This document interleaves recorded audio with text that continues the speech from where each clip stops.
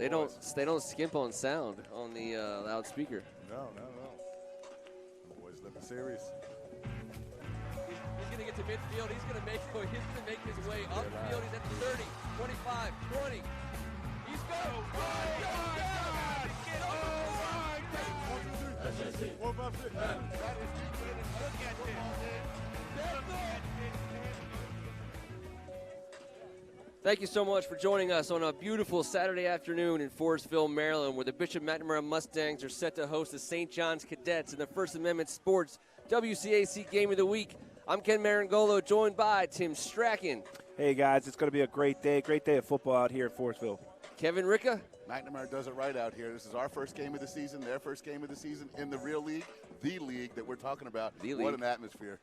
And we have a special guest for our pregame show today. From the class of 1991. Yes, sir. Asim Penny, new inductee into the Bishop McNamara Hall of Fame. Congratulations, sir. Well deserved. I certainly appreciate it. Congratulations, Asim. Appreciate you guys. It should be a great game today. One thing we talked about last night, Asim, in front of all of our friends and family was the Where Were You game, the Were You There game. On the hills of St. John's, Bishop McNamara DeMatha, a big time Washington, D.C. game. He was there. We were all there. He was there. I know you were there. I was there. I'm not going to lie. That was definitely happened you. upon that scene that day. We had Coach Clark. Was Jeff Clay was there? He must have been there that day. I feel like he had to have been there. Well, anyone was apparently there that day Yes. in history to see this guy complete one of the greatest passes in WCAC history, one of the elite athletes in WCAC history. Well deserved last night. My man. Great to be here and be a part of this celebration. Hey, a great weekend for you. My pleasure. Teammates, by the way, Kevin and Asim, teammates at Catholic U. Coach Clark was in the house last night. He had, must have been the pleasure of his life to send that call in. Cadillac left to a guy who played quarterback for Bishop McNamara. Junior Bynum moves it out to you. I don't think they could get to you fast enough, and that ball made it into the end zone to your man. That's right. Andre Martin made a great catch. End of the day, I got to say, watched a lot of football, played a lot in my days. Most exciting play, hands down. Had to have been. It was one of ours. And the ramifications of the game, obviously. We won the title that year as a result. So, Well, I was thinking today, Asim, there's only two places that are really awesome for football, and that is championships and rivalries, and that's where legends are born, man. And that's what we saw come to fruition last night. Awesome. And let me say something about the young kids that didn't have a chance. Now, listen, you see everyone out there that has the visors on these days. The guy to my left invented wearing a visor in high school football. He was I got to cop to that. The original. I did. And when you're 6'6", long-legged, long arms with a visor on, it was a tad bit intimidating for every cornerback, linebacker, and anyone else that had to try and tackle old number one. What? To be honest with you, it was because I like to snag a lot of interceptions, and I couldn't see the ball in the sun sometimes. They wouldn't let me wear sunglasses. They had a visor. Hey, there you go. Improv, baby. We got you on the sunglasses today. Have at it. Touche. So, I've seen you've been following this program for a long time, and a well-respected, legendary member of this program. The McNamara Mustangs are well on their way back. The journey back to not relevance is the wrong word, to being a successful WCAC team that shows up on Saturdays and can hang. Coach Keanu Malloy, another inductee last night. Talk a little bit about what you've seen, his impact on this program. Well, Keanu's a man of character, McNamara man. He certainly brings a culture of winning and the right attitude and the work, the mindset and a good work ethic. It's just nice to see that sort of energy back on campus, and these guys are sharpening and honing it because they're 5-1, and I got a good feeling they have every intention on trying to win this game today. So I think we're in for a treat, y'all. This is going to be awesome. Well, we talked about it at the ceremony last night. Coach Malloy and Dr. Clark talking about taking down a Goliath in the WCAC, and I would be remiss. Bill Edwards made sure to let me know and remind me of a story that you were already ready to talk about. And I'm gonna hand it off to you, the David and Goliath thing, because that was 88? 1988. 1988 team. Take it away, Kev. 12-year-old water boy on the far sidelines. It was homecoming. It was homecoming as well as it is today here, guys. It was homecoming because I remember the floats, old school as they were, going around the old gravel track. Ash. Cinder. Cinder track. Cinder. All right. Well, I know that St. John's had 3 first downs that day. McNamara had a guy named Billy Edwards, Tyoka Jackson on one defensive end, and Mark Williams on the other. Yep. I tell you the what. Cadets had 3 first downs, took a safety, pulled out the W somehow, some way. My dad gave the halftime speech, had everyone grab some of that cinder, a little pebble of ash or whatever we're talking about, and told the David and Goliath story. And it's a day I'll never, ever forget. You know, sitting there with my dad going nuts and the team going nuts, and these kids hadn't had a taste of winning at St. John's in a couple years. Yep. And that win got them back to relevance, if, you know, that's the incorrect term or not. But that put them on the map back in the Metro Conference. Right. And I remember everyone singing, hello, hello, hello, welcome back to the Metro on the bus ride home. And not a lot of bus rides home from Forestville, but that jovial. Don't get me wrong. I got to say, you want to talk about old stuff. See, that's what I'm talking about right now. He brought it up. He brought it up. Absolutely. Hey, I got a lot of history with this guy. Well, St. John's, McNamara, great rivalry, great. Well, let's talk a little bit. I want to talk a little bit about how it all ultimately mashed together with Coach Clark and you and Kevin at Catholic, another program that had some down and out years, and there wasn't many better offensive teams under in the DC area than Catholic's offense under Coach Clark. He took that run and shoot, and he took it straight over to Catholic, and those were some fun times in the city. People talked about Catholic's football team, at that point in time, and you came and infused yourself as part of that along the way. Talk a little bit about being part of that. Again, it was homecoming. I got to come home and play for my high school coach. I got to play with a great quarterback from St. John's, great wide receiver, Jeff Clay over from Gonzaga, and they welcomed me with open arms. I got to tell you, man, one of the most favorite teams I ever was a part of was that Catholic youth team, buddy. Scrappy guys, man. And I say, if you build it, they'll come. As far as Catholic getting a little reputation in D.C., when we were winning, if you build it, they will come. It also helped that no one else in D.C. was very good at the time. I'm just saying. See, you'll keep talking about old stuff. No, but here's the deal. This is a good thing because Maryland was down, the Skins were down. No one's.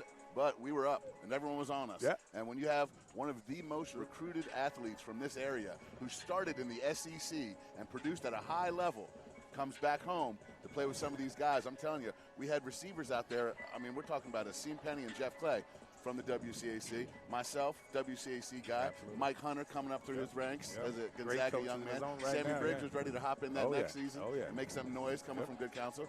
Coach Clark knew exactly what to do, how to build a program. You tap right into the league, and you keep them right here at home. And that was the formula for success. And on and off the field, this guy right here was a leader, a great friend, someone that he took me under his wing, showed me the ropes a little bit about, he said, listen, this is going to be your team, man. And here's what you got to do. Here's what you don't have to do. And your advice to this day rings true. And I appreciate everything you did for me then. Yeah. And man, I'm just happy to be a part of a Asim Penny weekend. That's right. Asim Penny weekend. All right. Hey, I buy that for $1, bro. Hey, Asim, it's great. Appreciate y'all. Talk about what last night meant for you. How after all the stuff all these stories we've been telling, but to today in 2019 to be looking back on it and be honored the way that you were. Well, to me, it's everything has come full circle. You play and you have these relationships, you have these opportunities on the field and so on and so forth, and then you get moments like that where you actually get to see your compadres, the people you bled and sweat with, and worked hard with, and prayed with. And to come back and have them show me that much love, man, I had no words. I gave a very short acceptance speech, to be honest, because I didn't want to be the big dude up there crying. I was hoping for that a little bit. But yeah, I know you were. He was rooting against me all along. I think we almost had him there for a second. Those sunglasses were serving a purpose today. Yeah. But I love it. I love it because hey, well, it shows how much it means to you, to McNamara, and that relationship. Right. And, well, I mean, you're in the Hall of Fame yourself, so it's a little surreal while it's going on. I had an opportunity to sit and cogitate a little bit about it last night, and just how great it was seeing Coach Clark last night, and Keith Miller and Bill Edwards, and everyone that was there. Obviously, too many people to name, but just the guys that influenced me when I was a younger guy. I remember walking in the weight room one day, and Mark Williams and Tyre in there. They go on Ohio State and Penn State respectively. Bill Edwards is in there, twirling whatever he's doing, and I'm going, I want to be one of you guys. They're like, ha, ha, ha, ha, ha, little man, go play basketball or something, like 130 pounds or something, like 6'5". So end of the day, I said, I'm going to prove these guys wrong, and that was part of my motivation. I just wanted to be like them, represent the program like they did. So, hey, everything was great last night. I'm still enjoying it. I sure appreciate you guys having me on. Hey. Get a chance to talk to all the good football fans out there. A shout out to Eric Johnson, also just big EJ, Coach Chiata, and the 1984 Lorraine Royals volleyball team, champions in their own right, all went into the hall last night. It is forever. That man is also a well-decorated DC WMAC. Yeah, it was the Metro back then. Metro back then. WMAC. It switched while we were there at the end. Yeah. I didn't like it.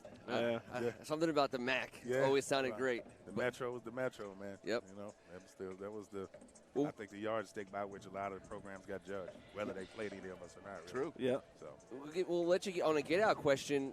What would, aside from that game, anything else stand out? Any other moments stand out for you as a Mustang on the field right over here or anywhere else in the league during your time here? Wow. Maybe guys you played with, or well, I can't say enough about the quarterback we had. My senior year was Junior Bynum. Yep. I mean, as a guy, he was, I believe, offensive player of the year in the county that year, and all MAC guy. He was nasty. He was. I played with him from boys club all the way through, obviously high school. So. I mean, you talking about, I watched the guy grow up, man. Damian Atwater was on that team with FIBA Fahrenheit. Atwater, I remember him, man. So many guys that were phenomenal ball players, and I played with them all at Clinton or against them at Oxon Hill or Camp Springs and various boys clubs around. So McNamara actually had this title talent come from all these places in the county at the same time, and we all knew each other, had played with each other, against each other. So in answer to your question, I don't know there's one seminal moment. I mean, it's crystallized in that DeMatha game, I guess. Everybody's it's fresh in people's memories. But just being parts of those teams, man, that was, that's the stuff you look back on and you say, hey, being a part of something bigger than yourself and accomplishing our goals from day one to the end, that's what it's all about. That's sports, and it's encapsulated in the way these guys, I hope, are going to go out here and show us today. Well, we appreciate your time. Thank you. We appreciate you being on our team. Hey, no worries, man. I'm always on your team, especially you, Rick. Man. Hey, my man. My bud. Hey, I'm so proud of you, Hey, buddy. guys, thank you for joining us. Thank you for being here. Thanks so much, man. Appreciate it. Enjoy the game today. All right. Hey, I'm going to step out. All right. Hey, we appreciate you. That is Asim Penny, class of 91, new inductee into the Bishop McNamara Hall of Fame. One more time, a shout-out to Coach Chiata Malloy, Eric Johnson, the 1984 girls volleyball team from Lorraine, all part of this amazing weekend we had here at Bishop McNamara and last night in the Andy Mona class of 82 Student Center. Guys, this is it. We made it to league play. First Amendment Sports WCAC Game of the Week, inaugural Saturday. I'm excited. I'm excited about that. And I want to make sure that before we go any further, we do a shout-out and a thank you to our good friends at Shulman Rogers, Mike Nakamura, Carl Proto, and Aaron Blank. Listen, these guys stepped up to stand next to us all season long. We're so proud of that, first and foremost. We're so thankful for them. And we want to make sure that anybody listening, anybody watching, if you got any needs, they do it all. They literally do it all. I could stand here for 10 minutes and tell you about all the things that they do. They're professionals. They're here to help. Give them a call. Thank you so much, Mike, especially. We appreciate you. Guys, we got ourselves a WCAC tilt. Bishop McNamara is coming in here with 5 wins, which is a big deal for Bishop McNamara, guys. Chiata Malloy came in here his first year to rebuild this program, and they went winless. They were back on the winning track here last season, and to be 5-1 is just a real big deal for the McNamara Mustangs family. Let's talk about some of the players that we're going to watch today, and I think that I think we're going to be good there. Players to watch on the McNamara side. We've been talking about him for a couple years now, guys. Kenny Womack. He is an athlete. He is. You know what? Let's start with keys to the game. It's my bad. Bishop McNamara has to score early. Bishop McNamara cannot make mistakes that put him in long yardage situation. And I struggle with the wording of this because in order for Bishop McNamara to be in it at the end, they got to keep this game close, and they absolutely have to put their best players, their guys like Kenny Womack, Tyvon Edmonds, Quinn Osborne, give those guys a chance to make a play late. This is a growing McNamara team, a team that Chiata Malloy has given a lot of time to freshmen and sophomores and juniors the last couple years. They are going to get a taste of something today. And I think for them, the key for them is keep this team in the game and give your guys a chance to make a play at the end. Well, look, everybody knows that McNamara has a huge mountain to climb today. St. John's has got a ton of talent. But I think that McNamara right now is in a position where they're not worried about it. They're not scared about it. They see it as an opportunity to play the best game that they can possibly play, put everything out there on the line. I think offensively, they got to go to the air. If there's any kink in St. John's armor on the defensive side, it's because guys are playing out of position. They're great players back there, playing a little out of position because of some injuries. That's where you can attack this defense. Probably not in their repertoire, in terms of their character as an offense, but I think that's what they've got to do. And then defensively, just go out there and play the best game you can. You got nothing to lose today. That's sometimes what's a great thing about being the underdog. Just go out there and give it everything you got. And the greatest thing about football is there's sometimes an equalizer in playing a team game. Well, you talked about McNamara's youth, Ken, and that's the barometer we're using this league. These young players that come up and play in their first league game, they get a taste of how it feels to play in the league. Young guys that haven't taken those snaps before. So I think getting off to an early start will give them a chance to be in the game later. Like you said, they cannot come out here and just give up a first-round touchdown, setting a turnover in the first drive. They have to come out here ready to go. These young guys got to take that punch in the face and be able to punch back. That's right. And let's talk a little bit about the St. John's keys to the game. The St. John's Cadets come in here. The record doesn't necessarily tell the whole story of this team. They've played an amazing schedule. And I wrote some of these guys, be the bully. When you come in as a favorite, and when you're the team that St. John's is in the WCAC, that's an advantage you got to press. And so I think St. John's has to absolutely come out here from the beginning of the game. They got to be the bully that they have earned the right to be in this league. And again, I don't know sometimes if that's the right words to use. But on the football field, we're on campus, bro. There's some anti-bullying stuff going on. I know. I felt a little bit bad about that. Campus, so have at it. But I do think the Cadets, and I do think they need to, as the league play gets started in earnest, show the WCAC why everybody thinks, not thought, thinks that the Cadets are as good as they are, because they are. It's the best 2-4 team in the nation. I think that can be disputed. But that's a fact. St. John's hasn't had a taste of winning in 5 weeks. Yep. You know what? They want to get back on the right side of this. They're going to start by doing that, by handing it off to our man, Brute Finesse, Baby Bus, Antoine Littleton, whatever you want to call him. Yep. But that's going to be the guy that's going to get them started today. On the ground, up the middle. And I think they're not going to mess around. They're going to come out and run that ball and try and get on the scoreboard fast and furious, early, often, and get off to a huge start. We all know what St. John's can do physically. They've got some great talent on their team. I think today is so much more mentally. Get back into that winning ways. Get back into that winning mentality. Get back to what we know we're capable of doing because of the tough schedule that they played, losing 4 games to teams that were top 6 in the nation. They sharpen themselves physically. They got to sharpen themselves mentally today. And I wouldn't want to be McNamara, because this is a really, really mad St. John's team that wants to prove to everybody we played that schedule for a reason. Yeah, we didn't come through it like we hoped, but we're still a really good football team. And I think McNamara's going to get a great shot from these guys today. Let's talk about some players to watch here today. On the McNamara sideline, we talked about their athletes. Kenny Womack especially. He's a classy. I use that word, and I more and more sparingly. He can make things happen with his abilities.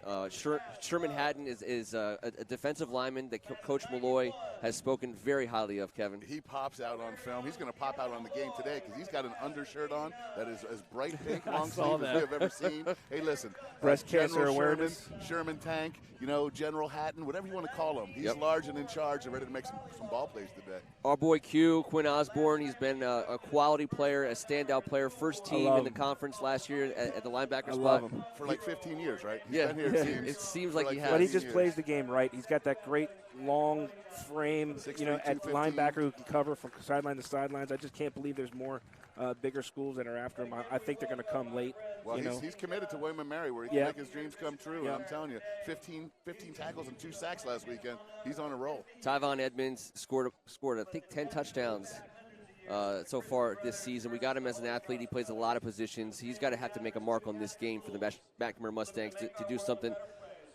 On the St. John's side, guys, we're going to talk about some of the same guys we've been saying their names since middle of August, really. Rakim Jarrett, number 1 wide receiver in the country. MJ Sherman, top talent at the linebacker spot. Soljay Maeva, guys, a quarterback who belongs at the top echelon of quarterbacks in the nation, which is where he is considered. Trey Williams and Antoine Littleton. Trey Williams at the defensive line spot is an amazing example of a guy who something you set in motion stays in motion, and he exerts his will on the other team. Couldn't say anything more different about Antoine Littleton. Baby bus, brute finesse. I love brute finesse. I love brute finesse. Baby bus is how it started. That's how he's recognized.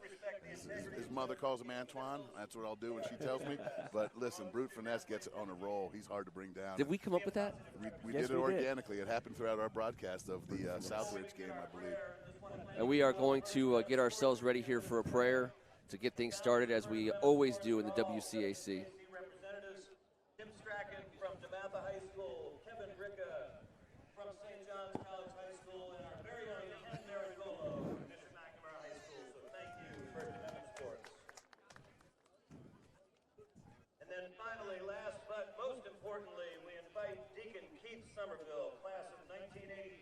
We will be joined by Deacon Somerville to lead us in a opening game prayer. Please stand for the prayer.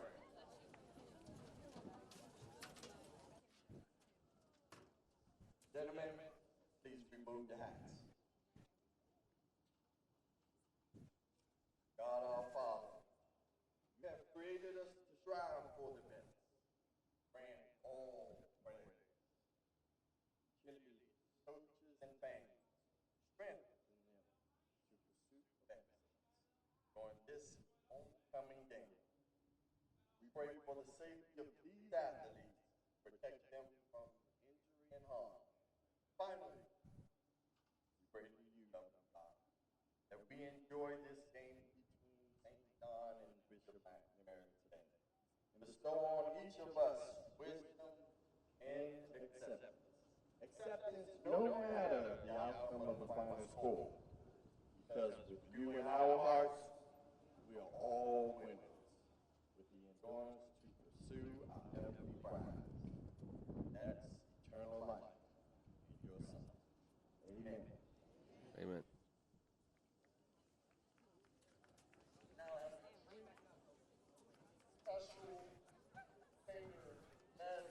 And we will have a non-copyrighted version of the national anthem, guys. Here we go.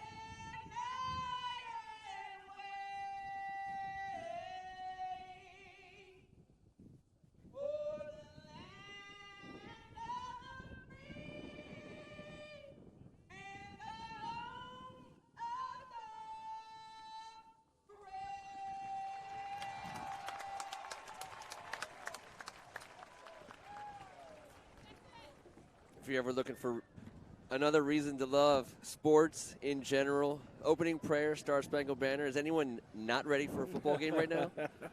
Well, that young lady that just sang that is ready for whatever comes next. Oh, come on, that was amazing. Those vocal cords are nice. That's what the people want to hear. A voice like that. We gotta see. You know what? I think T's gonna sing the next one over at St. John's. I'm ready to do it. It's been a bucket list thing of mine. It has. We'll send Griff a text. You're nervous. You're really nervous. Can I scratch that off before it happens? St. John. We got 2 DeMatha games coming up, T. Get those pipes warmed up. Yeah, man. I know a guy. Captains on their way into the middle of the field. I'll tell you what, guys. Before we get started with the WCAC game of the week, there was another game being played last night in the WCAC. That between Good Counsel and Gonzaga. Oh, you mean that slobber knocker, old school, hit you in the mouth, we'll hit you right back, keep it on the ground raid type of game that was last night? That was ridiculous. It was a non-forward pass game, I understand. Apparently, yes. There was like rules or something that you were they only wearing allowed leather to throw helmets it so many times. But, look, 7-7 tie after regulation. There was a back and forth and then a 5 overtime. Score after score after score, and Gonzaga just came up short, couldn't get that 4th down conversion in the 5th overtime, and hats off to Good Counsel. I think the MVP of that game, though, was Savion Wilkerson, the way that he played in those overtimes. Oh, yeah. That kid is legit. It was a great WCAC big-time football game to get things started for the season. How about this? I like these weird stats. You know I'm a stat geek. Caleb Williams rushes for 4 touchdowns in overtime and loses the game. Yeah. That's unbelievable. I'm not certain if that's ever happened. But did he have 4 carries in overtime? How clutch were some of those runs, too? I mean, it was just unbelievable that the first one in the first overtime on the first play of the game, he bounces it out and then ducks it in.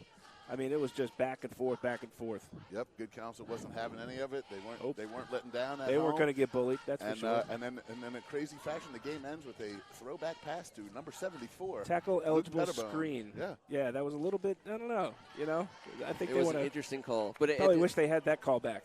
Shout out to Coach Trivers and Coach Stefanelli for putting on a great game for the fans of this conference. 2 next-door neighbors growing up. I know. That's the best part about crazy. it. Another interesting fact about the league. It is. And as long as we're doing shout-outs before we get the kickoff started, thank you so much to Bishop McNamara for having us. Absolutely. Dr. Marco Clark, who's been leading this school to such a successful period. He'll be leaving Bishop McNamara at the end of this season. That's sad. He will be staying with the Brothers of Holy Cross. McNamara will still be in his portfolio of responsibilities.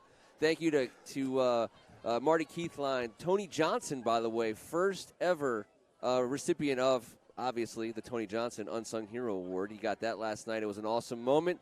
His family was here. A lot of his teammates and friends from the late 80s from Bishop McNamara lore were here. And I'll tell you what, it was a fun night.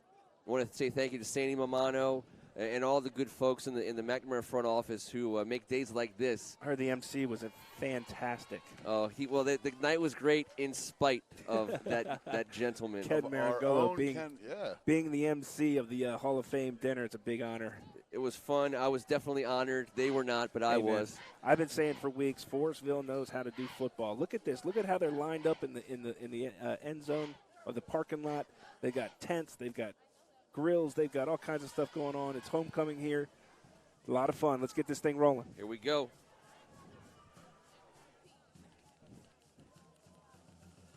This will be received. St. John's. Going to take it. Wide open. I don't think anyone's going to get him. Jamar Curtis. Jamar Curtis will get things started. I don't see any flags on the field, boys. St. John's Cadets take an early lead. This is something that Bishop McNamara could not afford to let happen. But that is a one special player. It was a low, bouncy kick. It didn't really go too far. It had a fortuitous bounce right into his hands, and then he tried to take it up the middle. A lane opened up. He just put on the Jets, and there was nobody. I don't even think he was touched the entire time. This kid is special. He's got burst. He's got a feel for the game. He hit a crease. You're right, T. Line drive, one hopper, and he was gone. Great job of blocking it up, even on the kick, being a little bit shallow. Doing a good job of getting to your keys, getting your hat on a hat, and opening it up right away. Jamar has been a player that we've been talking about since August, who is a guy that Coach Kaz wants to get the ball in his hands. It's a good problem to have multiple guys like that. And I know they're certainly happy to get him started off on such a good note here in Forestville today. St. John's looks to add the extra point. Well, that's the third way he scored a touchdown this season. As the kick goes up, and it's good. Jamar Curtis has 17 rushes for 236 yards and a touchdown, 10 catches for 100 yards and 2 touchdowns, and now you can chalk up a kickoff return. That's not a bad body of work, list. And he's one of those Swiss Army knives guys. You know, he can do all kinds of stuff. You can use him in all kinds of ways. You can use him on special teams and just about every phase of that aspect of the game. He's just one of those guys that does everything the coaches ask him, and he's going to get more opportunities if he keeps putting in performances like he just did. Yeah, he's a blur, and he's tough as nails. 14 seconds gone, guys. The Cadets are up 7. Not the start Coach Malloy was looking for. No, but they got that out of the way, right? They got that out of the way. You know, hey, this is what you expect. Let's regroup. Let's see what we can do on offense. Maybe they can do something here with their athletes that they have. Yeah, your guys are looking right at Kenneth Prince Jr., number 2, the quarterback leader for this McNamara offense. And they're saying we got to get something back right away. Yep. We can't sit back. We got to get something done on this drive. Marvin Spinner, Davon Richburg back to get the kick. And is that George Alvarez I see getting ready to get this ball in motion? The Harvard commit with the big Harvard leg. bound. This will be received. That's Richburg at the 5. He's going to make his way over the 20. We're going to call it first down at about the 23-yard line for the Bishop McNamara Mustangs offense. Looks like Isaiah Jordan on the return there. Sorry, that was the wrong team. Richburg. It was there. Richburg. That was You were Richburg. right. And there's that vaunted St. John's defensive line waiting for the Mustang offense to join them on the field. Oh, there's a lot of size, too, on that McNamara offensive line, though. Let's see what they can do. I know that St. John's is really good up front. I, again, think that at some point McNamara is going to have to go to the edges and go downfield. You're looking at a team with an O-line averaging over 290 pounds.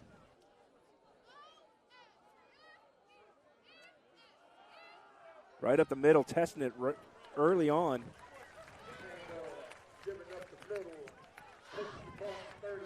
Kenny Womack thinks it's a first down. I don't think they're going to give him first down yardage. Looks Gonna like be Elijah second and Williams short. right up the middle. McNamara going pace here, right on the ball, getting ready. That's an impressive-looking O-line.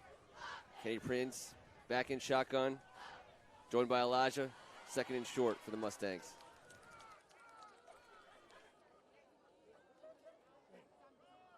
And there goes Prince, and he's going to be met in the backfield. That, my man, Yeah. Kenwan Manuel. Kenwan Manuel has had a slow start to this season. The junior from Washington, D.C., got his appendix taken out about a week before the season started. Has not gotten back to full health. Today is the day that he wants to show he belongs out on that field. Yeah, he This showed is it the there. first opportunity. He looked mean and aggressive, Oh, my. and that was a heck of a play. Did a great job of slipping through the block, getting in the backfield before Prince Jr. could do anything with it. 3rd and 6. Prince and Williams in the backfield, 4 wide for McNamara. Look for number 9 in the slot on the right side. Ball's in the air. It's going to be intercepted. Isaiah Jordan just gets his hands on the ball in league play. It's what he does. He is Mr. Fumble Recovery. He's put a pick into it today. What a great play by the senior heading to Penn. I think I was just channeling that earlier is why I mentioned his name. I for some reason, had a sense that he was going to make a big play. Look at the way that he cuts under that play right there. Great job of bracketing the McNamara wide receiver and then looking at the eyes and seeing when it's coming. He ran that route. He got to the outside first. Prince would like to have that back. Hey, that pass rush forced Kenneth Prince to throw that ball Yeah. a tad bit too soon. Undercut by Jordan, like T said. What a great play by the senior. Soldier Maeva, first action of the day. And it's going to be a handoff to Colby. Colby McDonald, he's going to score. No, they're not going to. They're going to say he's out just before the goal line.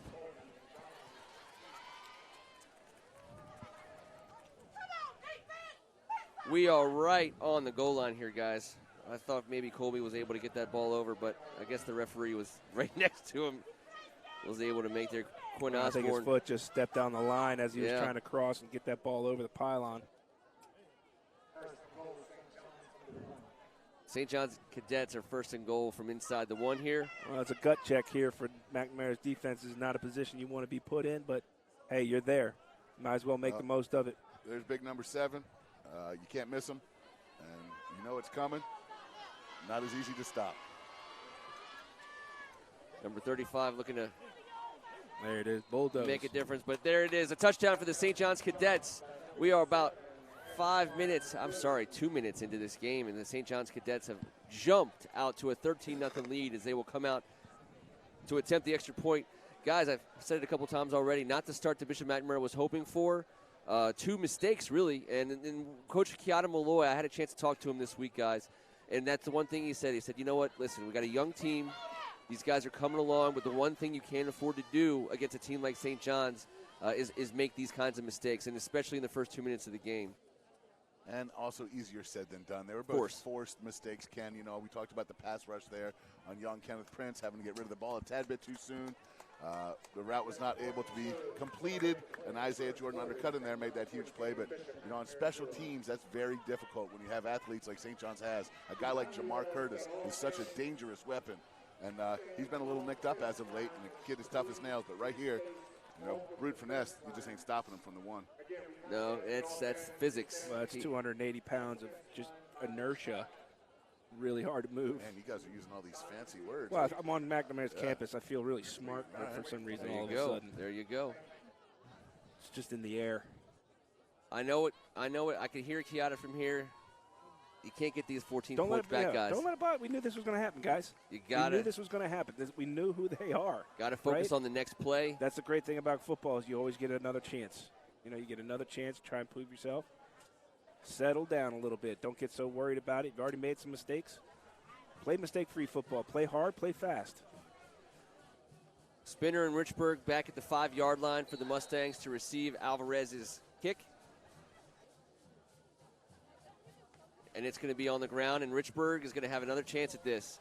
He's across the 20-yard line. He makes a cut upfield.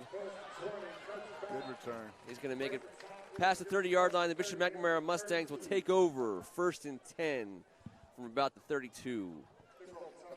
Tackled by Arturo Maddox. His parents do a heck of a job running the snack bar at the RFL League, and I want to talk about yes. Wow, it's actually a really good snack bar. I'm telling you, it's a great snack bar, but the one we're sitting next to right now. This ain't so bad either. This is at the high that school fried level. Fish sandwich was McDuffie's. The McDuffie's run a seriously tight ship. I was told about that fried fish sandwich. No one told me there's going to be 4 fish on it. But it was as good as I've ever had. It's one of the best things I've ever eaten at a football game. Shout out. It was presented to me within seconds of arriving. It was Ken Harris, thank you very much, unbelievable sir. Hospitality. Ken Harris going over and buying First Amendment a little lunch before the big game. Jordan Pierce, the junior quarterback, joined by Tyvon Evans. We got a new backfield this second drive for the Mustangs. And it's going to be a handoff to Tyvon, who gets a little bit of extra action there as he makes his way through the St. John's defensive line and gets a little momentum. It's just fundamentals as a running back right there. Keep your feet moving as long as you're standing upright, and you'll get some extra yardage. Not only did he get an extra yard or 2, he got about 4 or 5, maybe even 6 out of that. Look at that. Pure determination. Well, you got to get that first down, and then you can get going. Pierce waits for the snap. Another handoff to Edmonds. He's met in the backfield by Isaiah Jordan. It's not going to be much of a gain. Yeah, but he's fighting in there for every extra inch, and you know what? You got to get the clock going a little bit here. Chew up a little time. Keep your defense off the field. I like what Kiata's done. Bringing in the big tight end to play a little quarterback. And first down Mustangs. Right there you go. There you go. 1st and 10. Way to go. Get that little success under your belt. And you're going to, the coach is going to try to get the ball in number 9's hands, Kenny Womack, at some point here, which is easier said than done with Isaiah Jordan looking him down. St. John's got 3 over 2 on his side right now. They know where they want to go with the ball.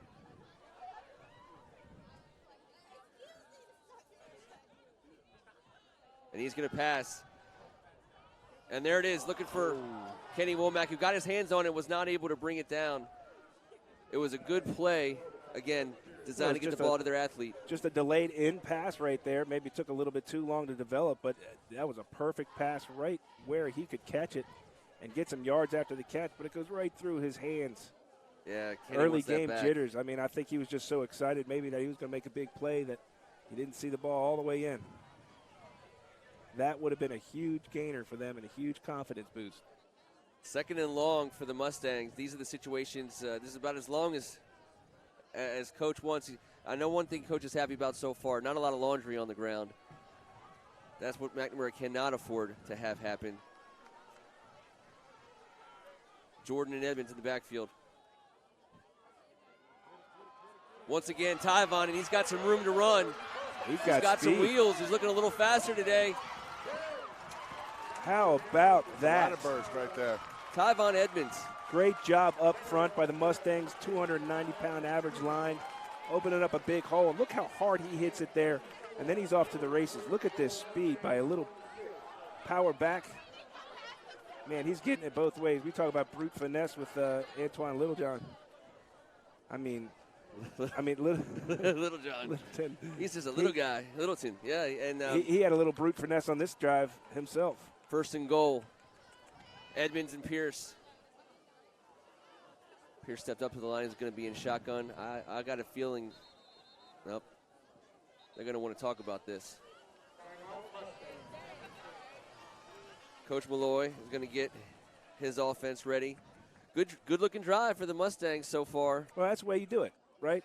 You got punched in the mouth twice. You got to at least give him one punch back at this juncture if you want to have any kind of success. And the 2 really hard-fought runs right up the middle to start off this drive. An unfortunate, drop by Womack, but then again, Tyvon Edmonds Jr. right up the gut, doing a great job of using his speed and his power in this series to get them down within goal line. 1st and goal for the Mustangs here. And a great move by Chiata here to insert Jordan Pierce at 6'2", 220 pounds. He looks all of it. And if they feel the need to mash the ball up the line of scrimmage in between the tackles, I mean, that's the guy you want running. Well, you guys were talking about how good the St. John's defensive line is. Doesn't look like Chiata and these Mustangs are worried about it. They're taking it right at them at the beginning of this game. Right up the gut. Yep, they noticed that Trey Williams is not playing in the game today. He is on the sidelines in street Yeah, that was a clothes. late scratch that we got. That's no excuses. Ken Juan Manuel's got a Purdue offer. He's in there at defensive tackle. That's not meant to be an excuse, but it's obvious. Big Trey is one of the best players on the team and a top 50 player in the country. Him being out today is a big deal for the Mustangs. 1st and goal. Pierce gets the snap. He's looking to pass. He's got going to the outside. He gets it to the corner of the end zone, just overthrowing his player. He put it where only his guy could have had a chance to get it. Just not enough room. I like the call, though. I like mixing it up a little bit, keeping that defense on their toes and guessing as to what you're going to do. Colby Wiggum, the senior wide receiver, making his way to the outside. With freshman phenom Rohan Davey, the 5'10", 200-pound, just spark plug. I mean, he excites this defense. He makes plays all over the field. He's got an incredible future. He'll be a name that everyone in the DMV will not forget very soon. He'll be around for the next 4 years. And a lot of these First Amendment broadcasts, I assume, Ken. 3 wide to the right. Pierce waits for the snap. Looking to pass again. That is going to be a busted on the inside play. He will get dropped. I couldn't tell if he was looking to throw it or if it was going to be it was actually a called quarterback run. Well, it broke, whatever it was, broke down pretty fast there. I think Pierce took the best option he had and got back just about to the line of scrimmage. Maybe a little bit of a loss there. MJ Sherman and Isaiah Jordan coming clean and free there. Shot out of cannons. 3rd and long, 3rd and goal. Jordan Pierce and Tyvon Edmonds in the backfield. Bishop McNamara looking to put some points on the board and answer the Cadets early in the 1st quarter.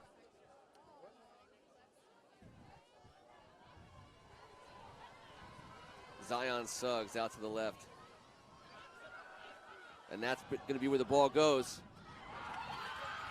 And they're going to say it's an incomplete pass. He had his hands on it, but was not able to bring it in. We're going to see what Coach Malloy. It was there. It was there. The ball was there. Elijah Williams checks back into the game. Good inside position by St. John's there, too, on the play.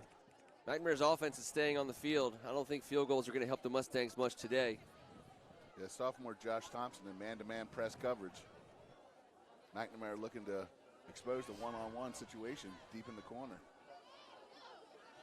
And field goals aren't going to cut it today. That is a fact. Yep. This has got to be a situation where if you can get the ball to Kenny Womack, I got to believe that's what you're calling. Maybe an outside pass to the runner. Short of the end zone, and the ball gets put on the ground. It was complete. Looked like Suggs giving him a chance to maybe muscle his way in. And a good-looking tackle and a good-looking stop there. Fighting for everything he can there. Yep. There's 2 men, 3 yards to go. Yeah. Josh Thompson holds up long enough for a little help from Justin Gibson, St. John's ball. Looked like Pierce took what the defense gave him. Unfortunately, he had to throw it short of the end zone and just wasn't able to get it in. But, look, I love the aggressive play. I love the aggressive execution by the McNamara offense.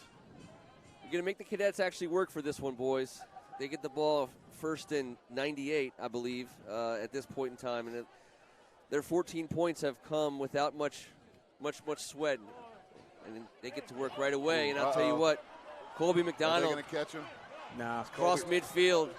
Colby McDonald's going to get another touchdown. And this is a touchdown for the St. John's Cadets. Right. This kid is special. We've been watching him all season, guys. And he is going to draw a flag at the end of that. You don't want any but taunting. He is a player that I've been saying all along. You're going to wake up in the middle of a college football season, and his name is going to be at the top of the list somewhere. He's a great runner. He got into that open field, and he made it work. But also not to take anything away from Colby, but that was a huge hole. Yeah. That was a great job by the St. John's Cadets up front. I in my wheelchair might have even been able to get through that hole. Quinn Osborne did not like running 98 yards. We decided to give Rakim Jarrett a little of the business. I think that was what the call might have been. The flag. Okay. Frustration foul. Will they put that on the kickoff? Yes. Yep. Okay. They're going to explain it to Coach Kaz. No, you can't let frustration set in ran, over the cue. Quinn ran 92 yards and drilled Rakim in the back after the touchdown was scored because he was sick and tired of it. And I get that, and I understand it, but not smart for the team and not going to put yourself in a great position here. Quinn needs to maintain his focus and his cool. The senior knows better. He's a heck of a player.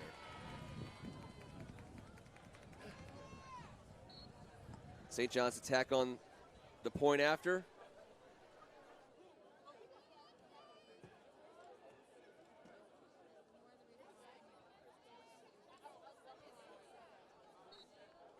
And it's good. Cadets 21, Mustangs 0. We are roughly halfway through the first quarter.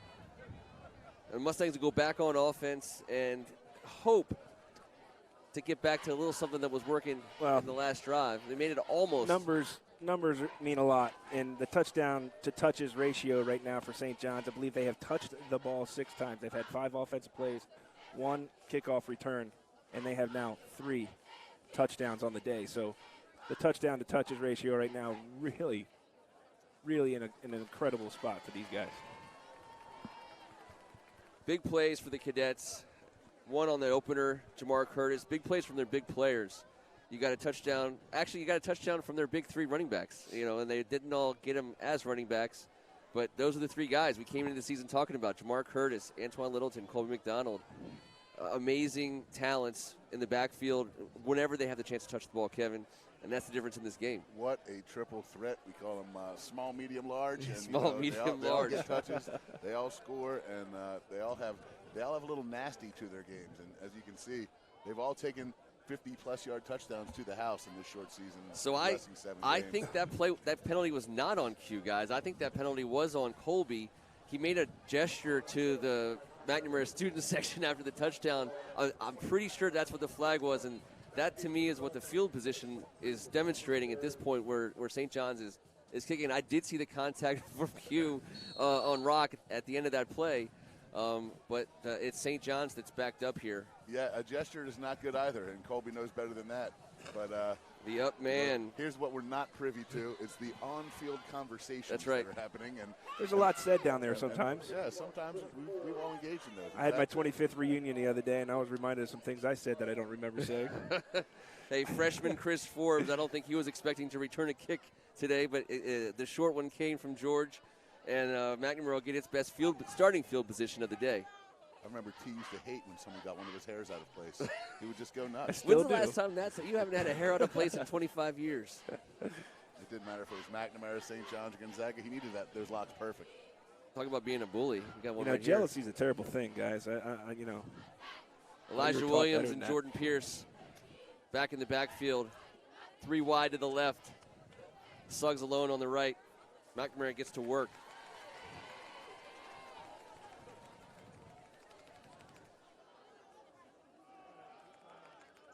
And that's going to be a handoff. Elijah Williams on the carry again, Ken. He is put together, isn't he? He's a good-looking football player. I like the way that he runs it. Yep. I like the way he knows he's going to get met, but he's going to try and finish forward. The finishing four-part T. I mean, all the McNamara running backs are doing that right now. They're not intimidated at all. There's no doubt about that. They're taking it right at this incredible D1 studded defensive line for St. John's right now. Hats off, too, to the Mustangs linemen up front. Torrin Brown and Colby William on the left. Womack and Suggs on the right. Williams in the backfield with Jordan Pierce. He's looking to throw the ball. Outside, he's got Suggs. Good job. Good position of the ball, so he gives his guy a chance to not only just secure it, but to turn and try and get a couple more yards upfield. Good timing on it right here. He hits his back foot, no indecision. Puts the ball right where it's supposed to be. Good looking Good freshman. extra effort again. Freshman ball wide carrier receiver. Yeah, I like the way he got rid of that. Quick release, ball thrown on the money. good timing.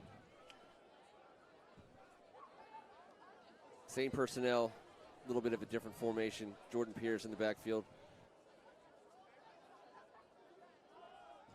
And this is going to be a handoff, and it's not. I want to see Pierce pull it once. I want to see that big frame body pull it, take it himself, and see what he can get with his legs. Was that Kenwan on the tackle? That was Kenwan Manuel, the Purdue offer. Uh-oh. We got somebody hurt from McNamara. Looks like a big offensive lineman down. I hope he's okay. I'd never like to see this. Grabbing that right leg. Let's hope he's going to be all right. Yeah, I hope it's just a hamstring. He was holding that area, but we'll let them sort it out. Second time McNamara's offense has made its way into St. John's territory. That's impressive. Look, listen, that's a success in and of itself right now, given the way that this game has gone for St. John's offensively. Nice to see that the McNamara offense is having a little bit of success themselves against a really good St. John's defense. Again, I thought that the weakness was going to be trying to throw the ball to the outside. They finally got a couple completions on the sidelines. Haven't been able to get it pay dirt, but running it up the middle right now I think is helping that out a little bit, Kevin. Yeah, absolutely. You know, these big boys up front are there for a reason. They're a year bigger, a year badder, and a year better. and these running backs, hey, Elijah Williams has certainly shown me something how he hits the hole. Well, I don't have my heights and weights in front of me, but number 72, Brennan Wicks, he was a young man that stood out last year when we covered the Gonzaga McNamara game here. And he was a guy that goes both ways. He was an impressive football player. He looks like a really nice-looking football player out there on the field. And he's got some comrades up there on that line. One of his comrades, Derek Jackson Jr., walking gingerly off. Let's say a little prayer for him that's nothing serious, and he can go ahead and finish up his this game and this junior season. Now, the good thing is he has a big old knee brace on that right knee. You know, sometimes those things get bent up a little bit. They can bruise you. They can get in the way. So. Well, they're supposed to, I think, have you end up with a sprain as opposed to a tear or a break or something like that. They're there to be preventative, and hopefully it's not as bad as it can be. We're going to need a couple teammates to help him off the field here. So whoever that is in the red jacket's having struggling a little bit.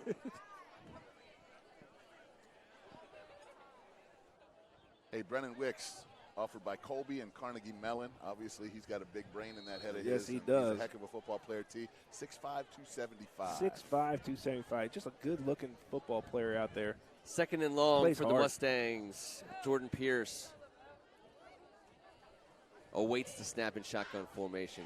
They got a lot of room to work with on the left side of the field here, and that's where they're going. It looked like Womack had some room if they wanted to take it in the middle of the field, but instead he wanted to take it out to the freshman, Suggs, who's been pretty active so far in this game. Pierce has got to know where he is, too. He's on the far hash. He tried to throw it late to an out-breaking route, and that's too much green. That ball's got to travel. He's got to keep his eyes on the inside if he's going to be successful. You throw that ball that far, that late, he's probably lucky that it went to the ground and had no chance of getting picked off.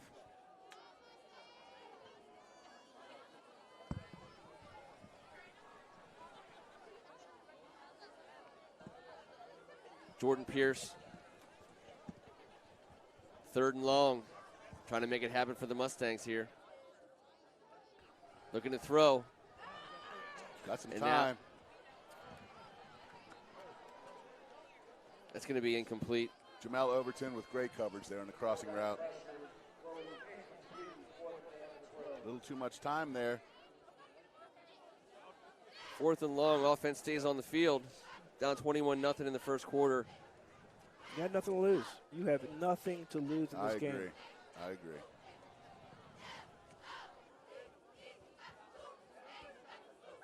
Fourth and looks to be about 2. No, it's about 12.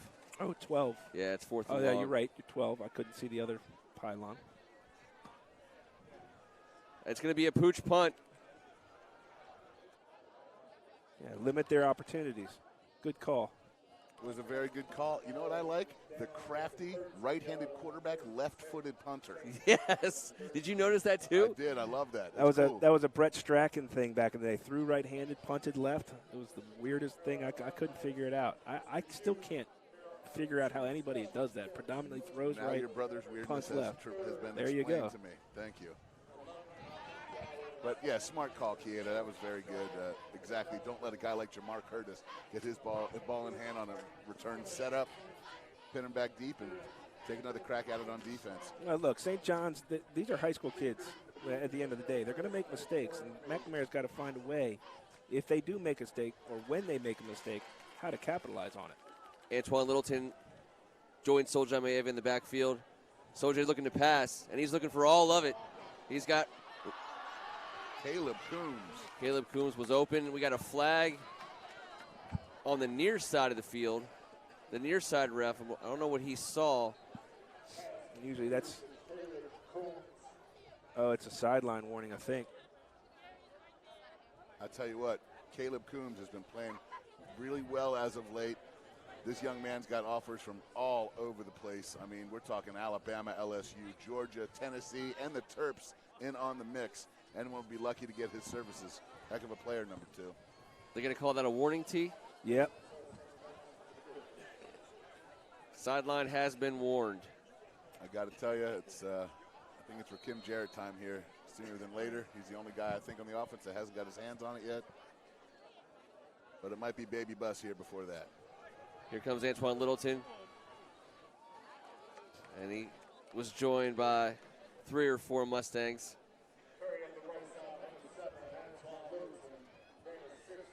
Anthony Haith, senior safety, trying to come up and let Baby Bus know that he was there.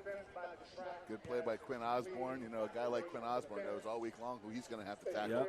Yep. And, he's ready. He's there. He's ready to accept that challenge all day long. Like we talked about last week with 15 tackles. He tackled everyone, the water boy included. Soldier and Antoine in the backfield for St. John's. Incomplete pass. Good coverage this time by McNamara's defense. Heads on a swivel. They got everybody accounted for. Yeah, that's what I noticed. The long, lean athleticism of this defensive backfield. You know, you got the 2 linebackers in the middle doing their work, but there's 5 guys out there at the defensive back position that all fly around and make plays. They're very active. Especially number 25, Javon Fauntleroy, an Army offer. He's got Delaware State on the list as well. He's great in the run coverage. He can cover the flats, excellent blitzing, and excellent athlete in space. Here comes the handoff. What a collision that was. Quinn Osborne. I haven't seen him stood up like that. Well, I don't know if he got stood ever. up. I don't know if that was a stand-up. We'll have to watch that one again here. But yeah, he got hit back a little bit. That was a nice little Quinn Osborne with the initial hit.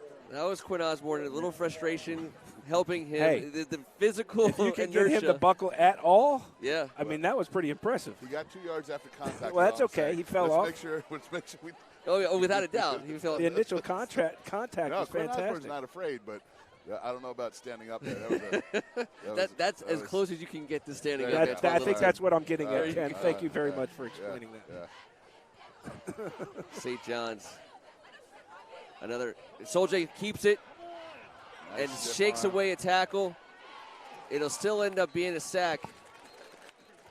But Soldier was able to escape. Great pressure by the defense. Some early pressure. Everyone to the ball. I like the way Torrin Brown right now is playing, junior for McNamara. He does a good job playing the run, but then being able to correct himself and get Soldier, disrupt what he was trying to do.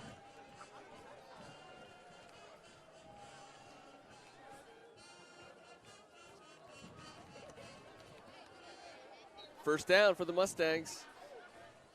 Big stop for McNamara. Here's where I think sometimes you just take a shot, Kevin. Sometimes you got to change the possession. You got a big play. Take a shot downfield. Let's go three. Send everybody deep. You got 4. You actually got 3 by 1 here. Tyvon in the backfield. 4 goes. See what happens. It's going to be a handoff. And number 3 is able to get to midfield. Just about get to midfield. Well, that's why Kiat is the head coach. Yeah, we're running some clock here. It's not the worst. You get a little bit of momentum. You get good. I don't know why I always say that, because I am a big person about success on first down. You get success on first down. You have more manageable third downs. And I love taking a crack at sudden change. Sudden change is what I was going after. Yeah. Brandon Baker, Kenny Womack, inside on the left. Suggs out wide right. Colby Wiggum wide left. Another handoff to Tyvon. Not a lot of room. Maybe just a hair over midfield. Going to set up third down for the Mustang offense. I mean, as far as play calling goes, you're put in a predicament. You're down 21-0. Yes, you want to jump back on the scoreboard, but your defense just had one heck of a stop. Yep, that's right. right. You want to let them get over to the sidelines, get a quick wash, catch their breath, because that 300-pound offensive line and Colby and Baby Bus, they're coming right back at you. That's right. That's about 3rd and 3 here. Manageable. That's why you keep it on the ground, 1st and 2nd down. Give yourself a chance, a reasonable chance on 3rd down. I believe McNamara's 2 of 3 on the day for 3rd down. Jordan Pierce takes the snap. He's looking wide, and he is met in the backfield. Delayed blitz by Arturo Maddox. What a play. He got there in a half a second. That guy was flying. You're also, Pierce has got to understand you can't hold the ball that long. Right? These Pierce, guys are. Oh, that was not that long. Arturo Maddox reminds me of Antonio Pierce, the way he just came off the edge right there at the linebacker position. They're going to constantly be coming for St. John's, though. You hit that back foot. If it's not there and you don't have a decision, you pull it and you go. You don't keep looking down. These guys are coming. They're going to be coming from all angles. 4th and long. Back there. I know he wanted to make a big play, but it's 3 yards. So pull it down yourself, young man. Get those 3 yards yourself. If you're St. John's, you don't put a guy back just in case of a pooch punt on 4th and long here? No, you got to make sure that punt ball gets punted. You don't care about the return here. You want to get that ball back. But I'll tell you what, talking about Arturo Maddox, this is a young man. He's only a sophomore. They've had him playing D-tackle, defensive end, inside linebacker, outside linebacker. Oh, look at that frame. That frame is unbelievable for a young guy. He hits like a Mack truck. He does. And we just saw him come off the edge there. Young man was flying, but under control. You sometimes tend to overrun the quarterback on that. See, he got there quick, man. Well, no, look, I'm not trying to criticize Pierce so much as say this defensive line and these linebackers, when they're coming, they're coming. So if you hit that back foot and you don't see that guy open right away, you got to make a decision. You can't take another second to see if anybody else is going to open up. It's 3rd and 3. Know your situation. Pull that ball down and go yourself. He's a big boy. He can get 3 yards. Well, I'm with you here, but sometimes the speed of the game. That's the end of the first quarter, guys. Shulman Rogers bringing us our highlights from the first quarter. There's a lot of highlights for St. John's. Right out of the gate, Jamar Curtis taking the opening kick all the way back. Number 5 on the field, number 1 in your hearts for the Cadets. Now was followed by a real brutal finesse run by number 7, Antoine Littleton. He gets over the goal line. That put the Cadets up 14-0, and it wasn't too much long after that where the Mustangs unable to get it done on the outside pass there. A nice-looking pick by, was that Isaiah Jordan, I believe. And then here comes Colby McDonald. 98 yards, I think we're going to call it unofficially. Length of the field, big touchdown, big plays, big 3 for St. John's Cadets. Thanks again to Shulman Rogers for sponsoring our first quarter highlights.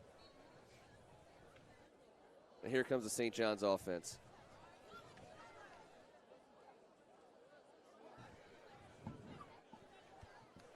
First and 10, Soljay Maeva, Colby McDonald in the backfield. Rakim Jarrett wide left. Soljay with time, scrambling to his left. Most dangerous when he starts to improvise like that and use his legs. He can see him thinking out there. You can see him thinking, and he's generally great protection seeing it well. Great protection for him to be able to scan the entire sideline from one sideline to the other. Nothing there, and he pulls it down. McNamara's still doing a good job of containing him because, again, that's where he has made his biggest dents in any team that he's played this year. That's Soljay, when he has to pull it down and improvise with his legs. On the left hash, Rakim Jarrett on the near side. 2nd and 10. It's like Lincoln's Butler and Coombs out left, but it's going to be Colby. He makes a good-looking move for a short gain on 2nd down. Good pursuit by McNamara. Quinn Osborne's been active. Yeah, him and Torrin, for that matter, T, just like you said. Yep. I mean, he's not a first-team All-League guy for nothing. Yeah, who is, if he's not? Yeah, he's a heck of a high school football player. I've enjoyed watching him through his whole career. He's been a great young man to First Amendment sports, and we've appreciated him. Number 35 making the call right now. About 3rd and 5 for the Cadets. Colby and Soljay behind that monster offensive line for the Cadets. Soljay looking to pass. Colby McDonald. He meant not a. His knee down. No, I think he's got it. Yeah, he does. By about first down, yard or 2. He had other aspirations. He sure did. Gary the Grass Blade, leading tackler in the history of football right there. Although they're not grass blades anymore. They're what are we calling synthetic them? Plastic. Synthetic plastic blades? Fiber. Synthetic fiber. What do we name? I still say AstroTurf. then you yell at everybody to get off your AstroTurf right after that? Yeah, I usually wait for you to roll by and take care of that for me. Soljay puts it down to pass. Ooh. And you know Jamar wishes he had that back. A little too much mustard on that one. Yeah, as a quarterback, if it hits you in the hands, it was over the right shoulder a bit.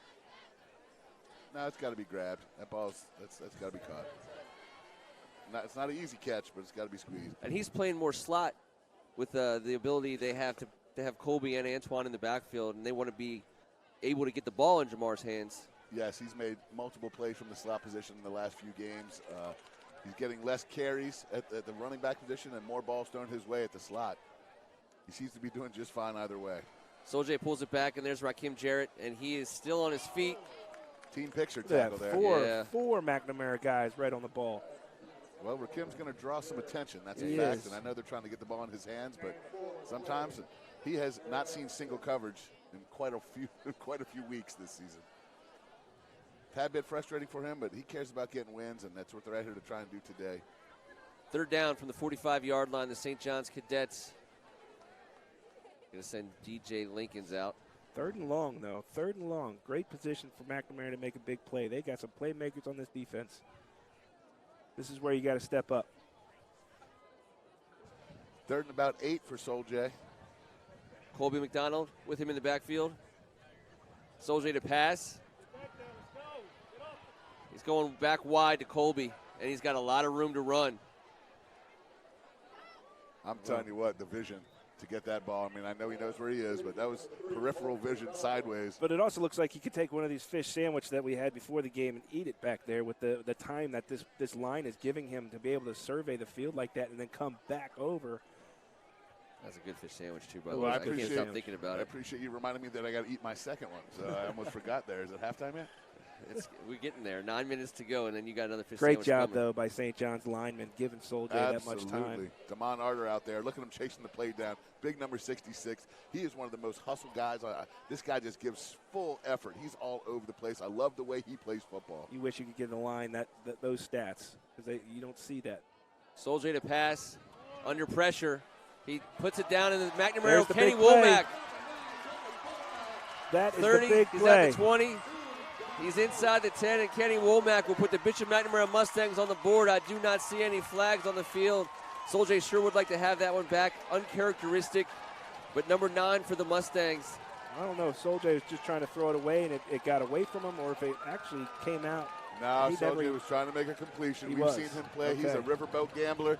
Sometimes these decisions go one way, and sometimes he was trying to go to Colby. Yeah, yes, he was. He saw Colby, and he didn't see Kenny. So call him Kenny McNamara, number 9. Great play by the senior. Look at that speed. Yeah, they weren't catching him there. I feel for Soul J. That's the big play. That's the big play McNamara needed, though. On this field, Art Petaway had me in the grasp, and I tried to do something similar on the same exact spot in the field. And Damon Atwater decided to take it back this way the same way Kenny McNamara did. I will say there's a lot of similarities in the way Soul J and you played. I take that as a huge compliment. It should be. No, it was meant to be a compliment. I know it was. Gritty, tough. I take it that way. Gritty, tough competitor. Not afraid to make a play like that. And then, you know what?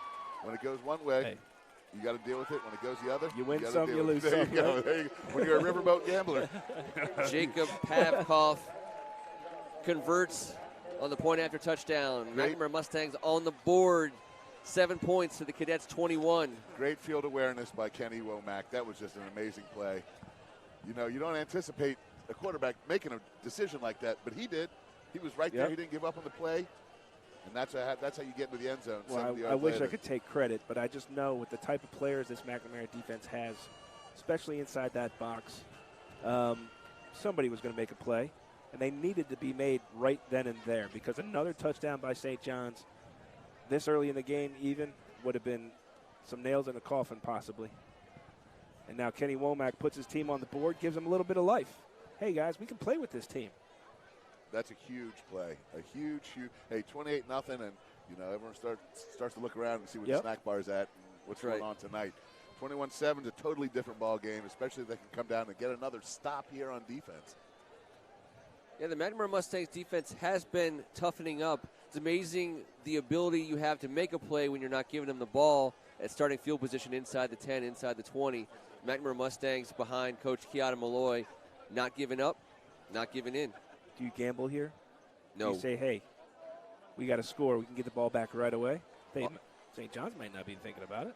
I mean, as much as I don't want to kick the ball to Rakim Jarrett and Jamar Curtis at all. That plays into the equation for sure. And I don't know how far Jake, number 1, not Jake from State Farm, but Jake from McNamara.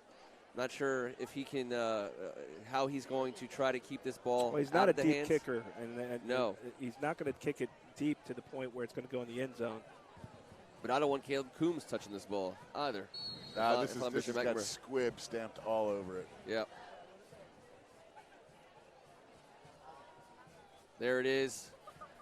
That ball will go out of bounds.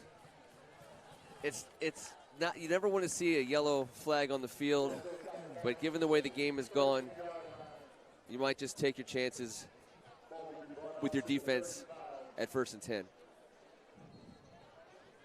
Again, that's another real big risky call by me. I think is. You got to take risks, though. When you're McNamara, you got to take risks. At some point in this game, you're going to have to take risks. That's true. I'd like to be in that position of taking a risk like that. You're going to have to take risks. In the second half. You might have to come out with a trick play of some sort at some time. They're making them kick it again. Yeah, I actually really like that call by Coach Kaz and the St. John staff. It increases the chances that this ball is going to end up in the hands of someone McNamara does not want to have to defend. But here they are.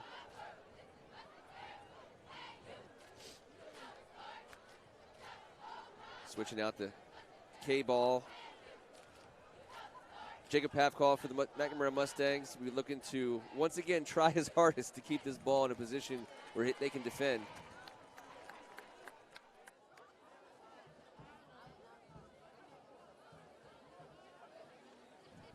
Eight and a half minutes to go in the first half. St. John's Cadets about ready to get the ball back. The commanding 21-7 lead so far. Comes the kick, take two. Another squib. This time stays in the middle of the field. Jamel Overton. He can scoot. It's pick your poison back there, fellas. Caleb Coombs, Jamel Overton.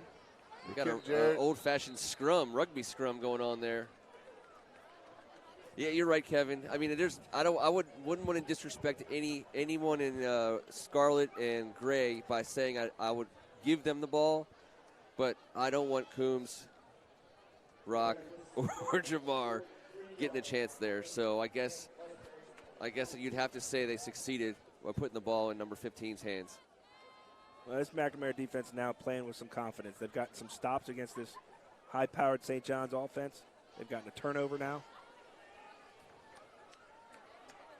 Number 9 in the middle of the field, and here's the handoff to number 7. He's got some moves. Well, the fact he's that big and can make that jump cut right there. Natural ability. Yes.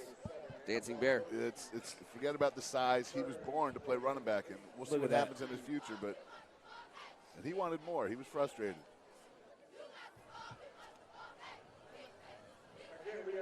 Got Joshua Denegat, one of the best players on that defensive line. Big number 55 for McNamara. He's got an offer to Alderson Broadus. Soldier, another handoff to number 7, and he's got some steam. Kenny Womack able to get low enough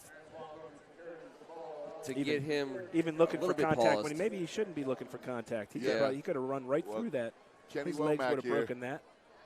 I mean, that's just there's That's collisions tough. that you hear me. I see, you see this guy coming downhill so fast, and you know that no one's backing down in that secondary. Kenny didn't. It's gotten to the point now where when we watch guys even try to make tackles on number 7, my hat comes right off. Probably giving 110 There pounds. he goes. Oh, yeah. Littleton up the middle for the Cadets.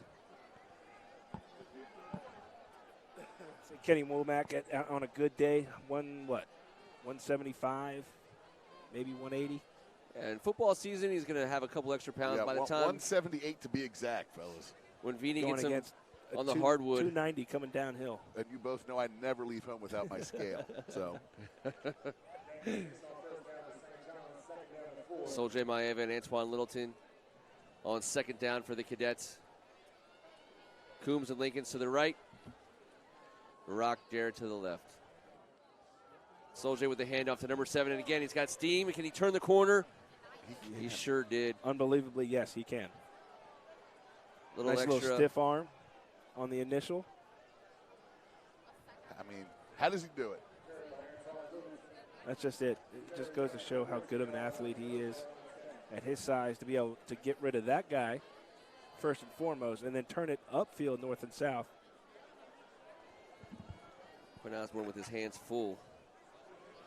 Yeah, he's playing a little frustrated. He's got to just take a step back and play some ball here. Take a not deep worry breath. about everything else. Jamar Curtis in the game. Going to get a look in the backfield here. St. John's is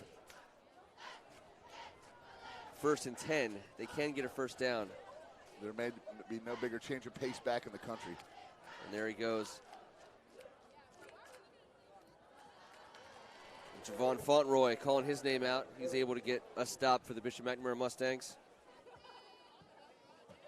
Nice methodical drive by St. John's. Things got a little out of hand. McNamara feels like they have a big play to get him back in, and then St. John's comes out and just pounds it down their throat. slowly moving the ball down the field, moving the chains, giving themselves a break, you know.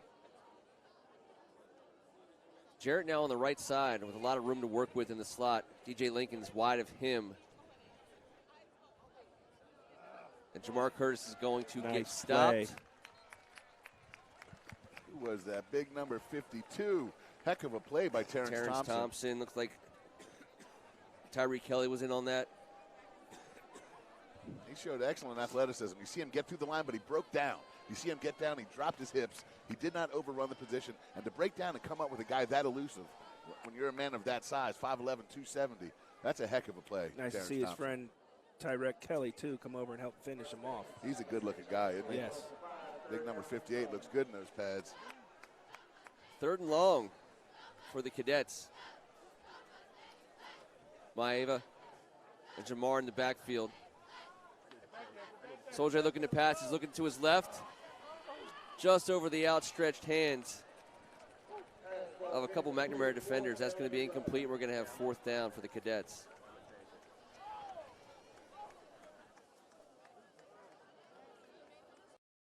Nice little touch pass, though, by Soldier, recognizing where he's got to put that ball. Got it right out of his reach. Got a timeout by the Cadets.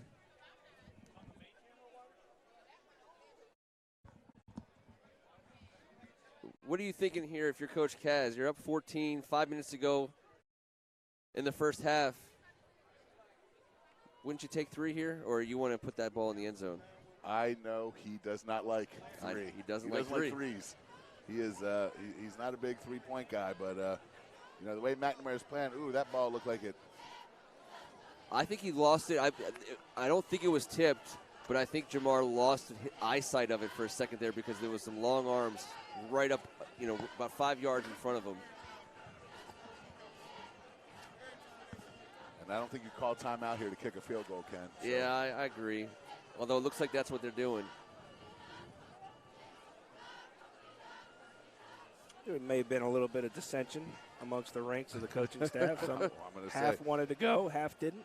They wanted to talk about it. I'm so spot on right now as a prognosticator. You and I should head to Hollywood Live on the way Exactly. Out. Daniel Reyes, a solid kicker for the Cadets, having a great season.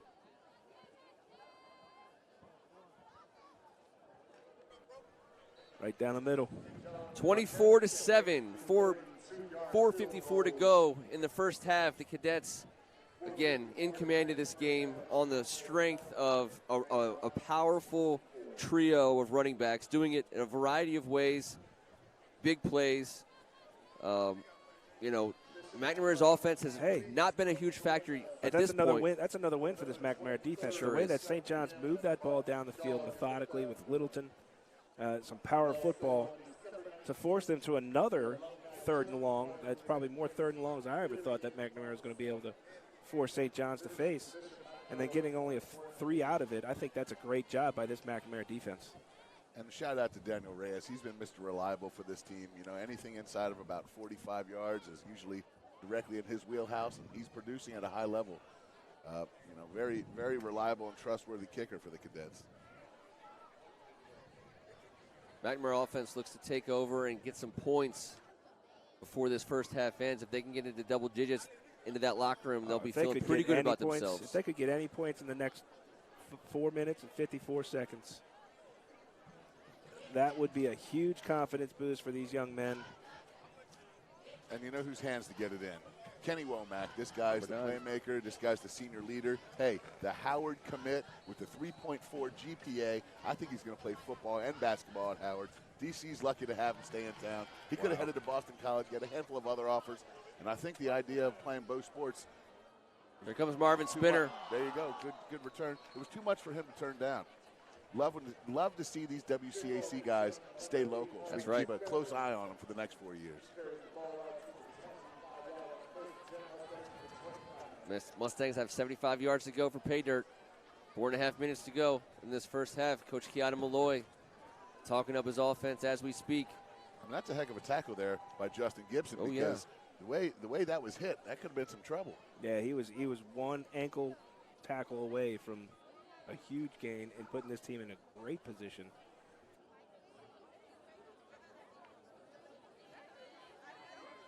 Jordan Pierce has stayed at quarterback since that opening drive.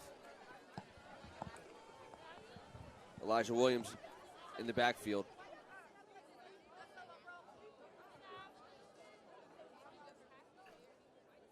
Jordan surveys, waits for the snap.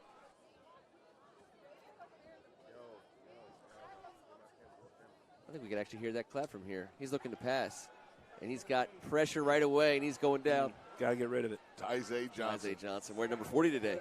Tyzay likes to switch the numbers up because he might play a little H-back on the side. Tyzay's got offers from all over the SEC, the Big Ten, you name it. He's got that offer, and he can play.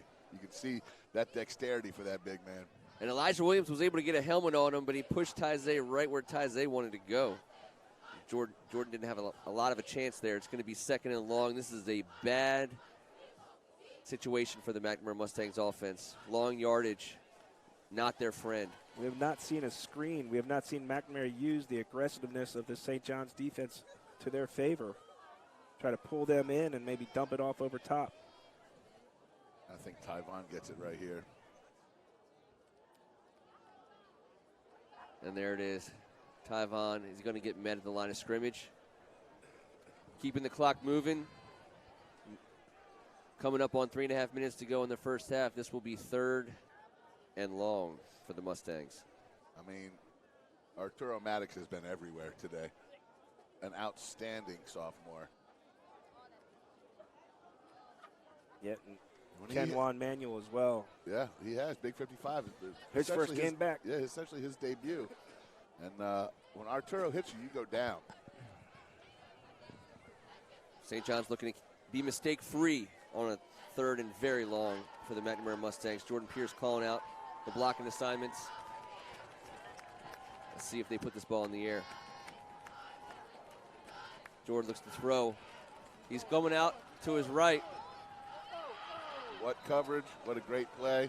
That's how you play defense right there. That's textbook. Josh Thompson. Number 24, the sophomore, 6'2", 180. Can't teach height. And you can't teach arm length. And look Nope. at that, Ken.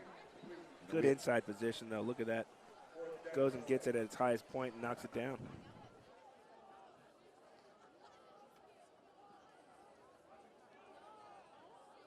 Looks like they are going to line up.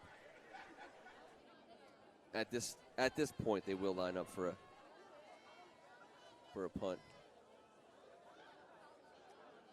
And look who's back to receive. Number 1, Raheem Jarrett. You know he's itching to make a play. Oh, yeah.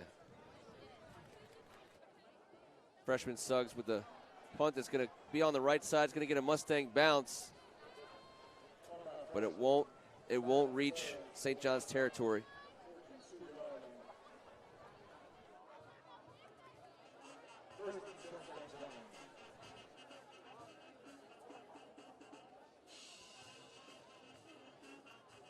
So going back to what we were saying when McNamara had the ball at 4:54, it'd be nice to get some points on the board, give you a little bit more momentum and confidence going into the halftime.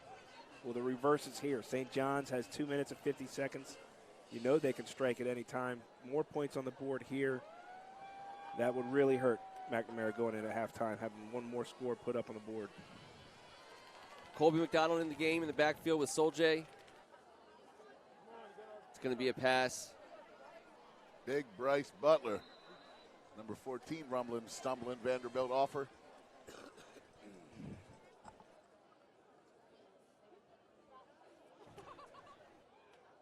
He's also got an offer by Kansas. This is a great-looking young tight end, isn't it? Oh, yeah. Junior. He's got the frame. He's got the arm length. He's got the ability to block at the line of scrimmage. Cadets with the first down. 2:40 to go in the first half.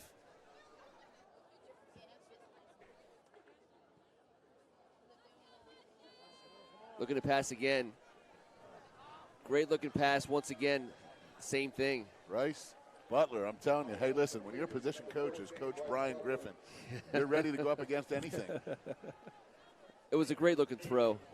You know he's prepared for everything. Look how he reaches out, the hands, he looks the ball in and turns upfield. I mean, you can't coach him up better than that. James Lomax on the coverage and on the stop.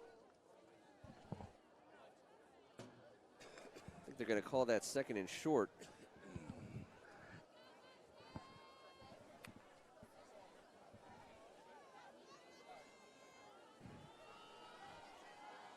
Soldier handoff to number 3, Colby McDonald, who's going to make his way into first down territory for the St. John's Cadets. Colby running hard there.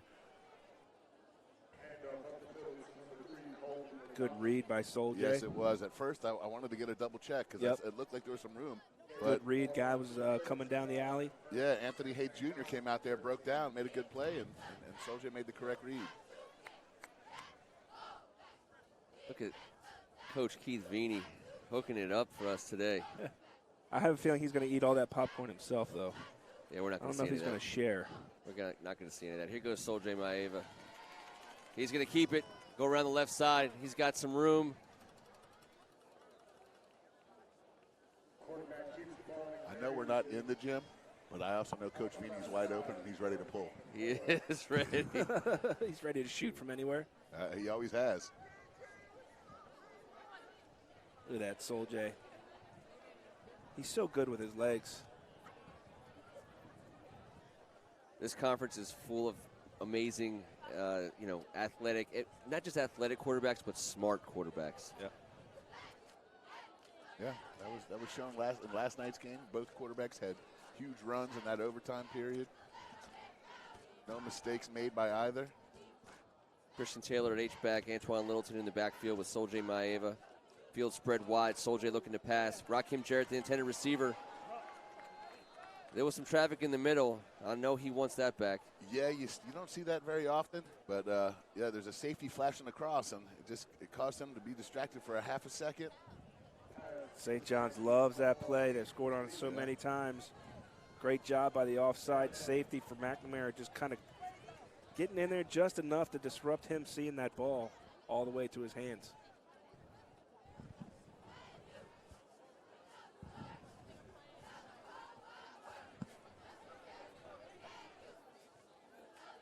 You got to let Soldier keep it here.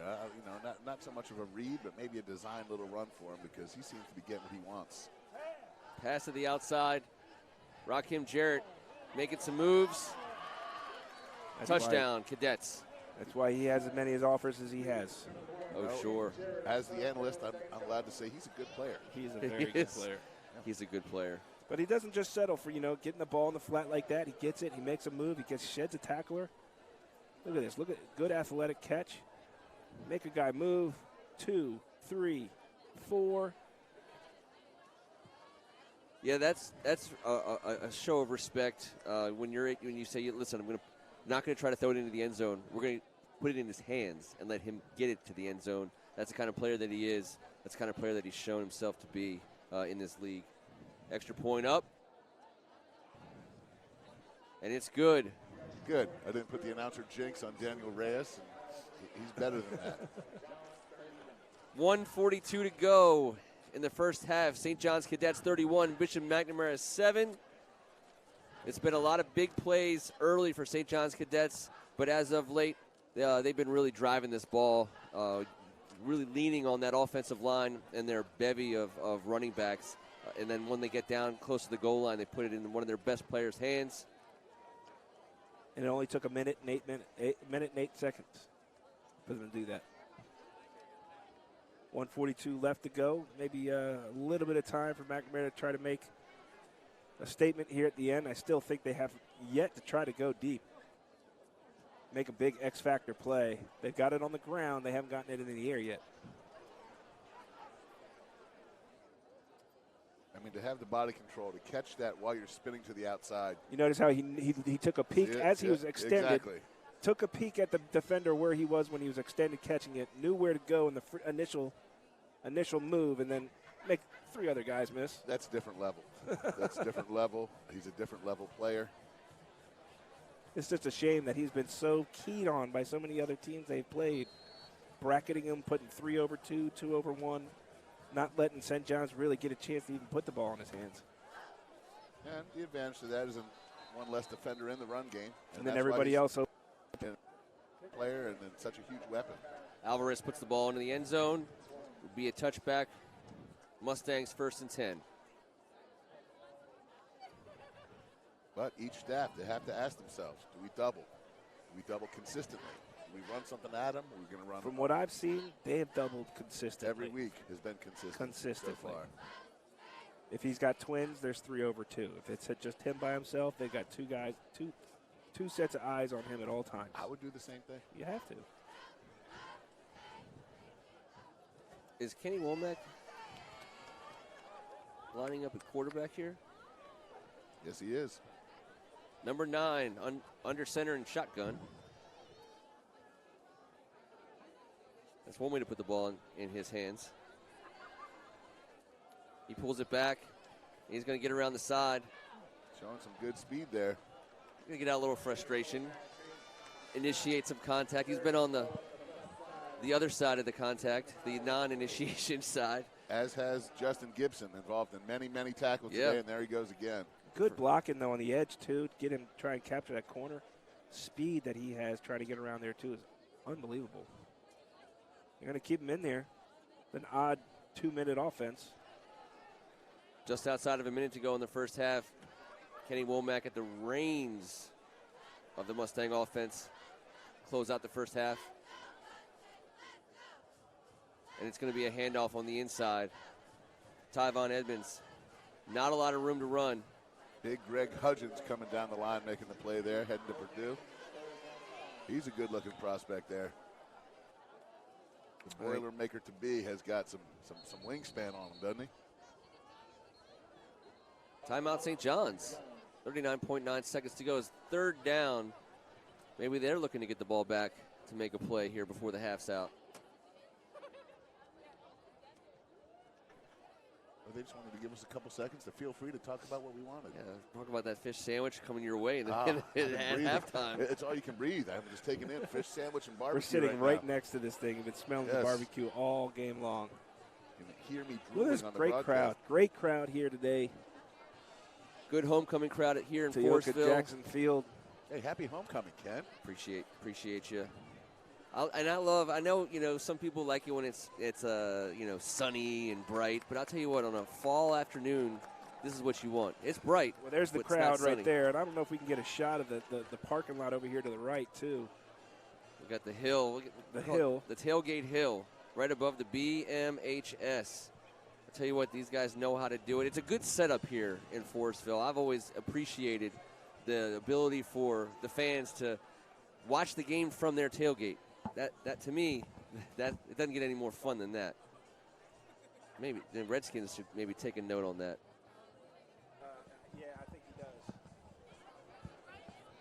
All right, 39.7 seconds to go in the first half. That's where I'm headed, right there at halftime. Kenny Womack. You know Asim's got a tailgate going. You know Asim's got a tailgate over there somewhere. Womack around the right side. He's looking for some room. Looks like he got it.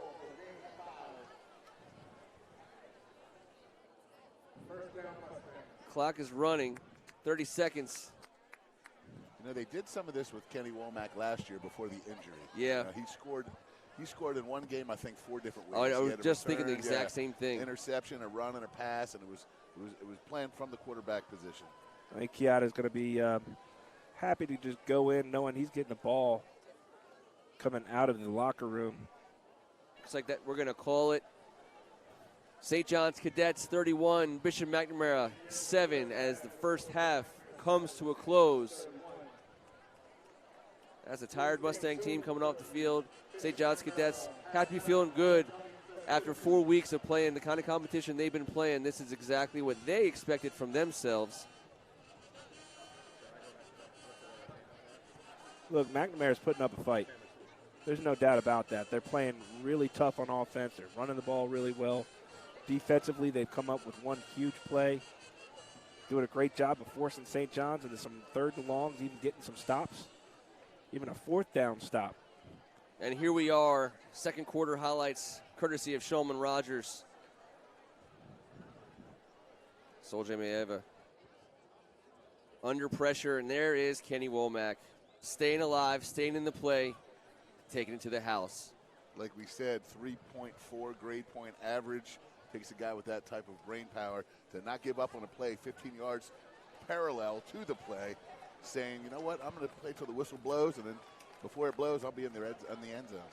Soldier Maeva this time a little bit more comfortable putting the ball in the hands of number 1, who makes his way to the end zone. Once again, put the ball in the hands of your best player and let him get there. Thank you so much to Showman Rogers. We will be back in 19 minutes to bring you the second half from Forestville, Maryland. Once again, St. John's 31, Bishop McNamara 7. We'll see you guys in 20 minutes.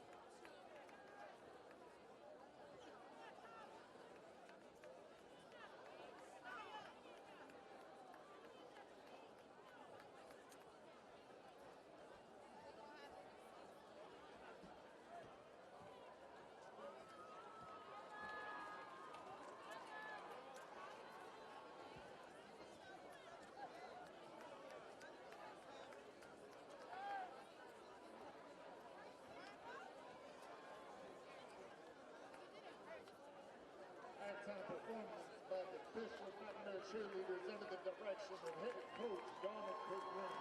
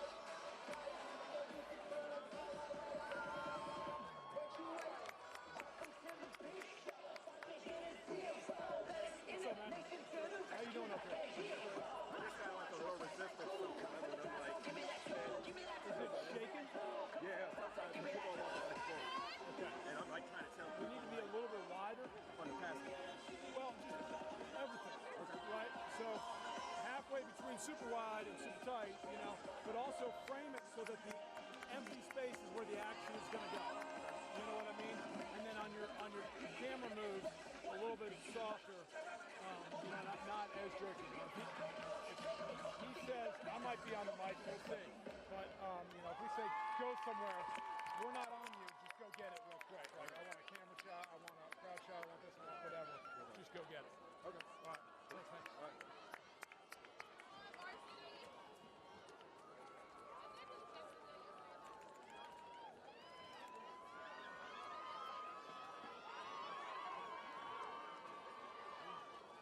Next up, we have a halftime performance by the dance team under the direction of head coaches Angelita Pollard and Madeline Perez.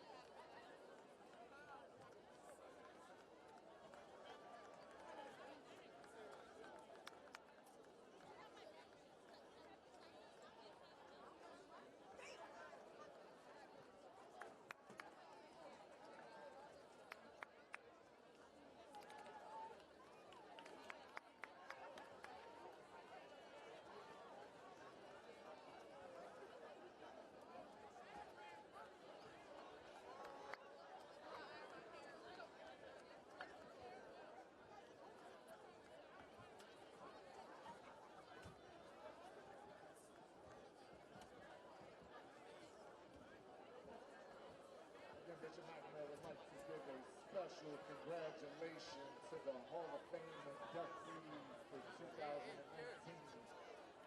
The 1984 Lorraine volleyball team, class of 1989 basketball player Eric Johnson,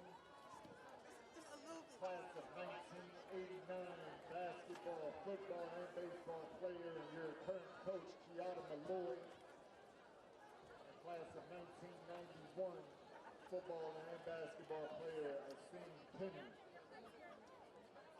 We also would like to extend a special congratulations and celebrate the reunions for the classes of 2009 celebrating their 10-year reunion, 1999 celebrating their 20-year reunion, class of 1989 celebrating their 30-year reunion, class of 1979 celebrating their 40-year reunion, and class of 1969 celebrating their 50-year reunion.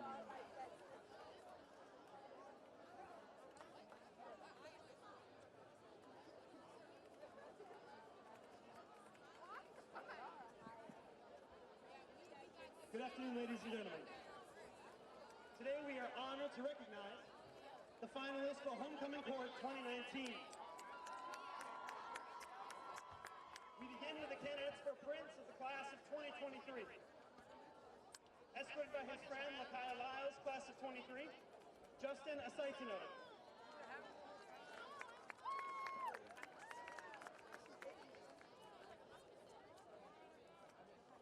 Escorted by his sister, Naya Crenshaw, Mr. Jabari Crenshaw.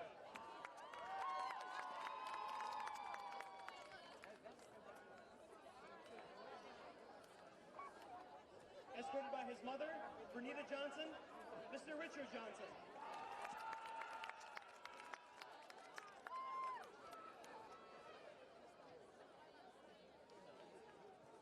Escorted by her friends, Ava Garland and Mackenzie Edwards, class of 23, Miss Jordan Gregory.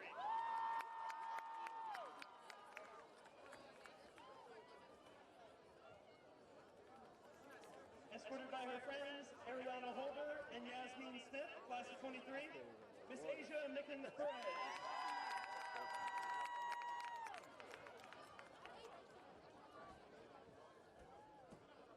Escorted by his friends, Layla Carson and Kyla Barnes, class of 22 and 21 respectively, Mr. Gorkum Garcias.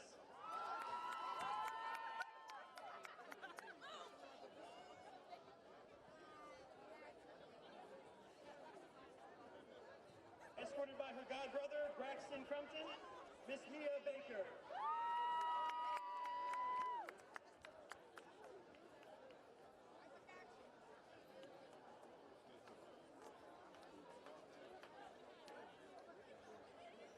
Escorted by his mother, Ms. Misha Inman, Mr. Christian Inman.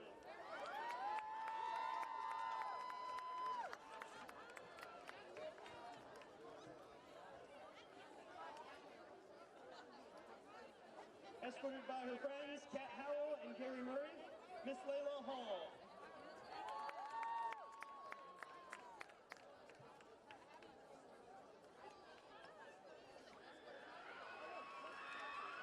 Escorted by her parents, Marlene and Andre Mitchell, Miss Morgan Jefferson.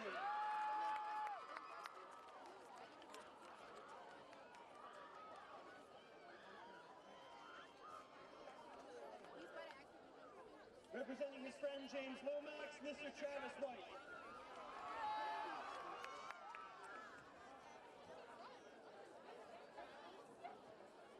Escorted by his friend, Mr. David Moscoso, class of 21, Mr. John Nolte.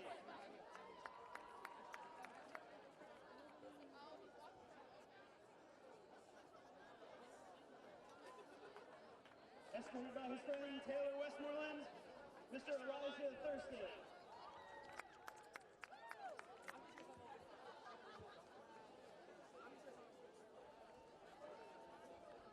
Escorted by her sister, Paris Proctor, Miss Samaya Gardner.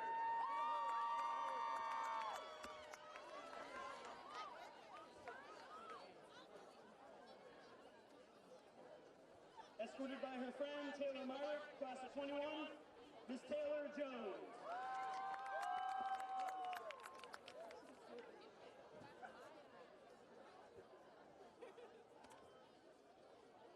escorted by her uncle, Chris Morris, Miss Kendall Morris.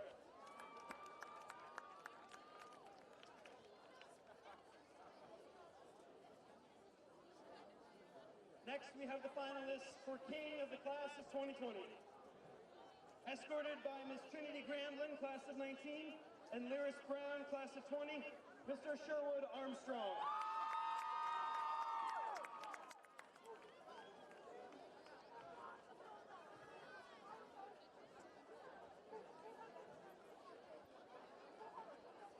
Escorted by his brother, Raheem Jones, and friend, Brenton Allegbue, Class of 20, Mr. Tyrese Burton.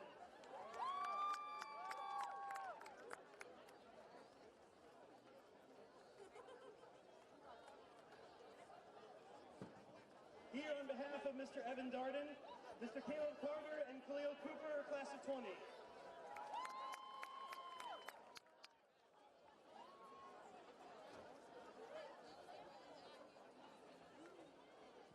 And our candidates for Queen of the Class of 20, escorted by her mother, Andrea Beverly, Miss Jayla Becton.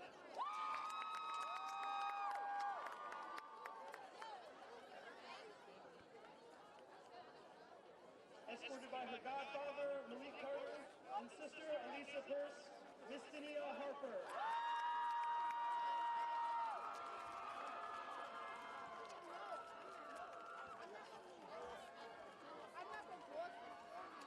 Finally, escorted by my friend, Miss Madison Jennings, Class of 20, Miss Caitlin Solomon.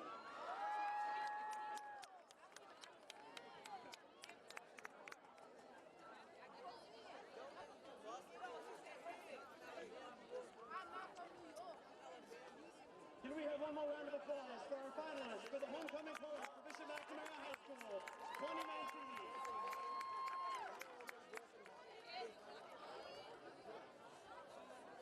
Thank you very much, ladies and gentlemen.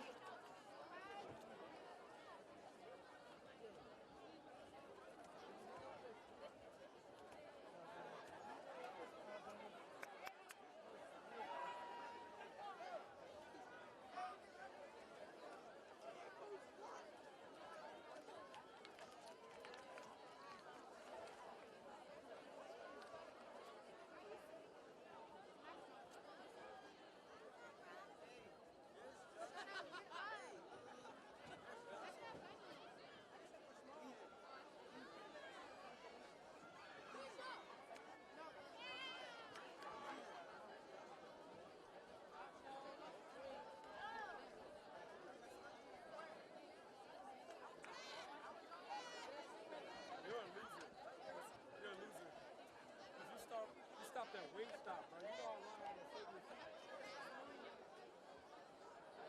you hold on to this backwards. Because look, you said that you thought the game was at 1, but you're on my camera. You're on my camera, bro.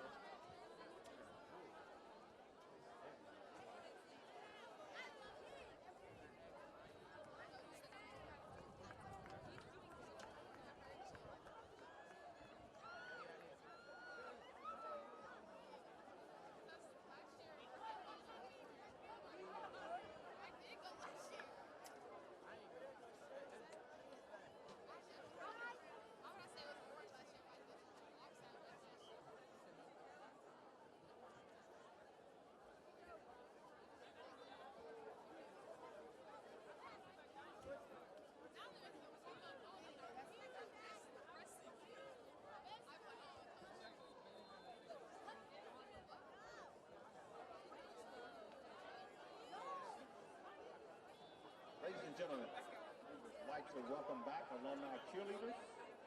We have alumni cheerleaders here from the Star Baptist Marine. Alumni cheerleaders are invited to cheer on the sideline in the third quarter.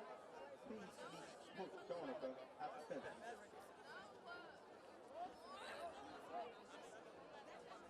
Again, we'd like to welcome back all alumni cheerleaders. We have alumni cheerleaders here from the Star Baptist Marine High School. Alumni cheerleaders are invited to cheer on the sideline in the third quarter.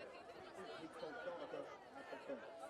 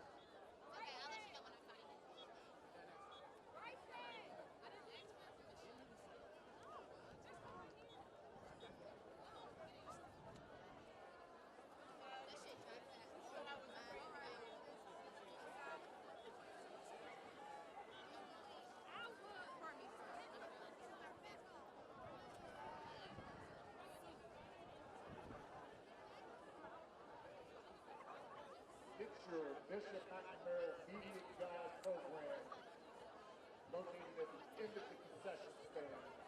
Again, please support the Bishop McNamara community by getting your Bishop McNamara Media Guide located at the end of the concession stand. Thank you.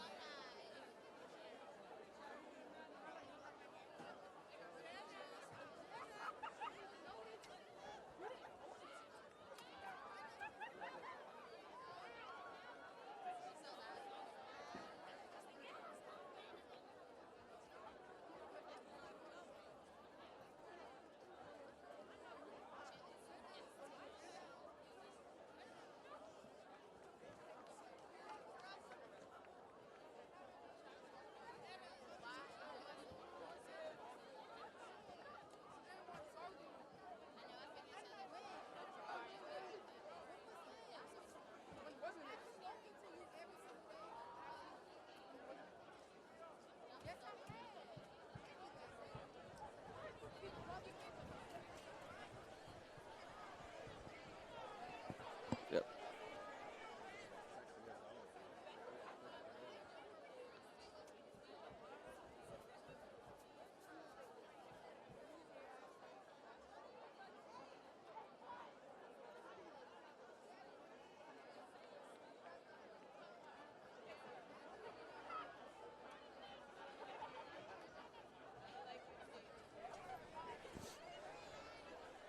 Welcome back.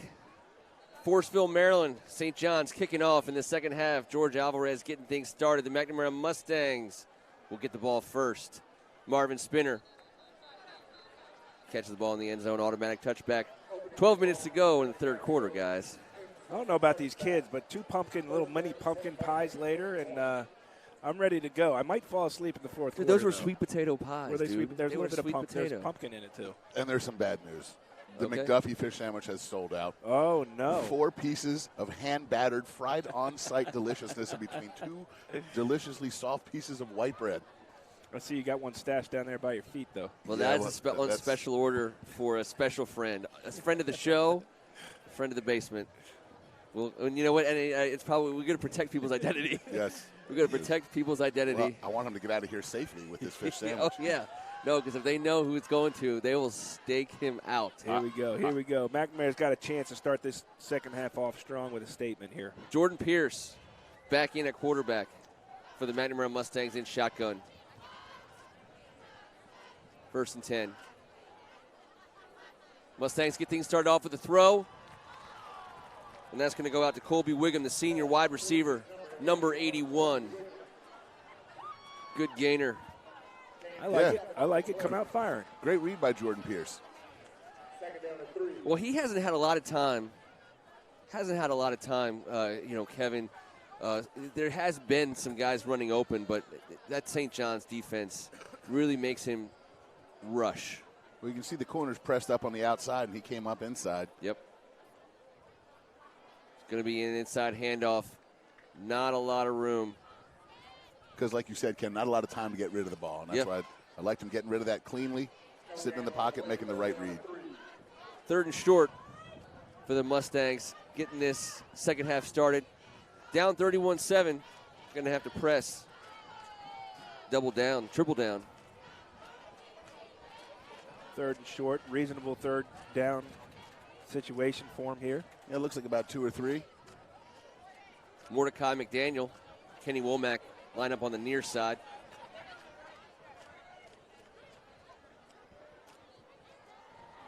Jordan looking to pass. It's a quick one, and Wiggum is able to bring the ball down, but he is not able to get up the field. Jamel Overton, this senior, has been making plays for the Cadets all season long.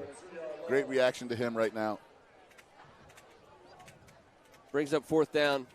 Jordan Pierce looking to see if he is coming off the field or not. And here comes the punt unit.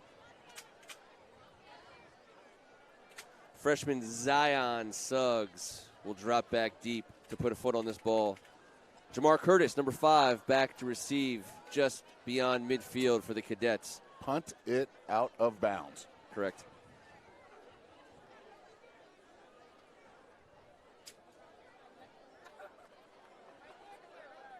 We've seen his skills as a point guard in the JV game last year. We've seen his quickness, his playmaking ability. Fair catch signaled. Good coverage by the Mustangs. Cadets take over right at midfield. Sol-J Maeva looking to press the advantage for the Cadets.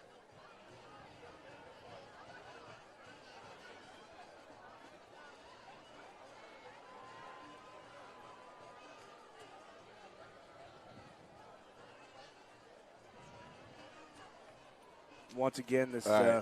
Hey, real quick, I just saw Rakim give Sol-J a little tap on the shoulder. Saw a big smile coming out of that huddle. Keep an eye on old number 1. Anthony Haith lined up in single on Jarrett. And here comes Antoine Littleton.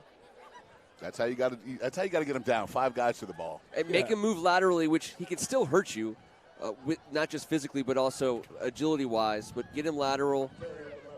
Quinn Osborne able to make him. And here's a highlight of what he can do. We're having some technical difficulties back here.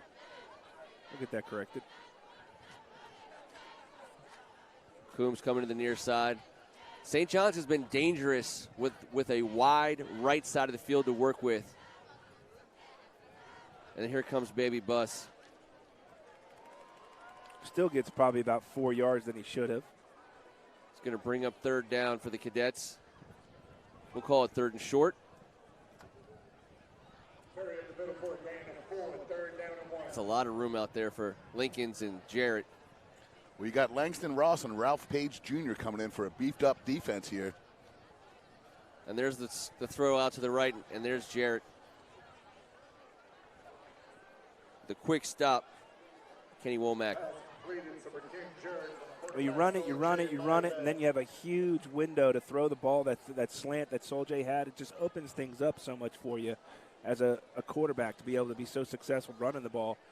Draws that defense in. Everybody's just looking at the running backs, and then it creates huge throwing lanes for the RPO game. Cadets driving.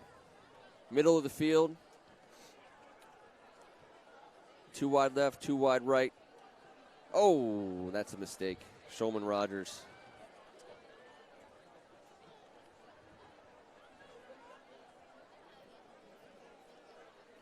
We're going to call it 2nd down for the Cadets.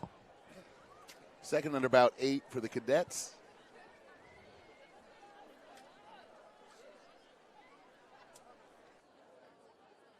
Antoine Littleton taking a deep breath before this play. Bunch formation on the right side. Sol-J looking to pass. Takes off to the right. He's going to put it in the air. And there's that tight end again, Kevin. Bryce making Butler. His way to the end zone. Cadets, good scramble, good decision by Sol-J Maeva, and a great finish. That's where Sol-J, in my opinion, again, is just so dangerous. It's when he has to improvise and extend a play. He's so hard to get down in the pocket, and he keeps his head downfield. Look at that pass, too, right to him. And look at the way that Butler finishes here. That's a big-time tight end for you right there. Big specimen. Yeah, Sol-J buying time with width and patience, getting it to the Bryce Butler show, which is apparently live today here in Floresville. A little bit of a coming-out party. I think that was his first touchdown right there, fellas. That's his 3rd catch on the day. Probably for about close to 50 yards. Daniel Reyes in. And he does give the Cadets a 31-point lead. I mean, you see Bryce Butler's catch radius, but you see him catching the ball extended with those, with that ridiculously long wingspan. I mean, that's going to be a weapon, not just here in D.C. and the WCAC, but moving forward into the Division I ranks. And he's a big body. When you get the ball to a guy like that on the outside, you're going to need help. The average cornerback at this level is going to have a real difficult time bringing him down, as was seen on that play. Yeah, the dexterity to get up the sideline, stay in bounds, and get your first high school touchdown there, man. The junior. We look forward to watching him for another year and a half. Stiffy Look at the blocking. Some good work there by Josh Gary. Josh Gary, that was an excellent block. Came back. He showed some definite responsibility for the team, not getting a penalty there. That's right. Coming in with the hands up, but using a bit of a moving screen, if you will. Tell you what, his dad looks like he could get 1,500 in the league tomorrow. I mean, he came up, Alandis, to say hello to us here at First Amendment. What a specimen. What a nice person. Marvin Spinner will be able to return this. He's in the corner. It's a good kick by George Alvarez. McNamara's going to have a long field to work with.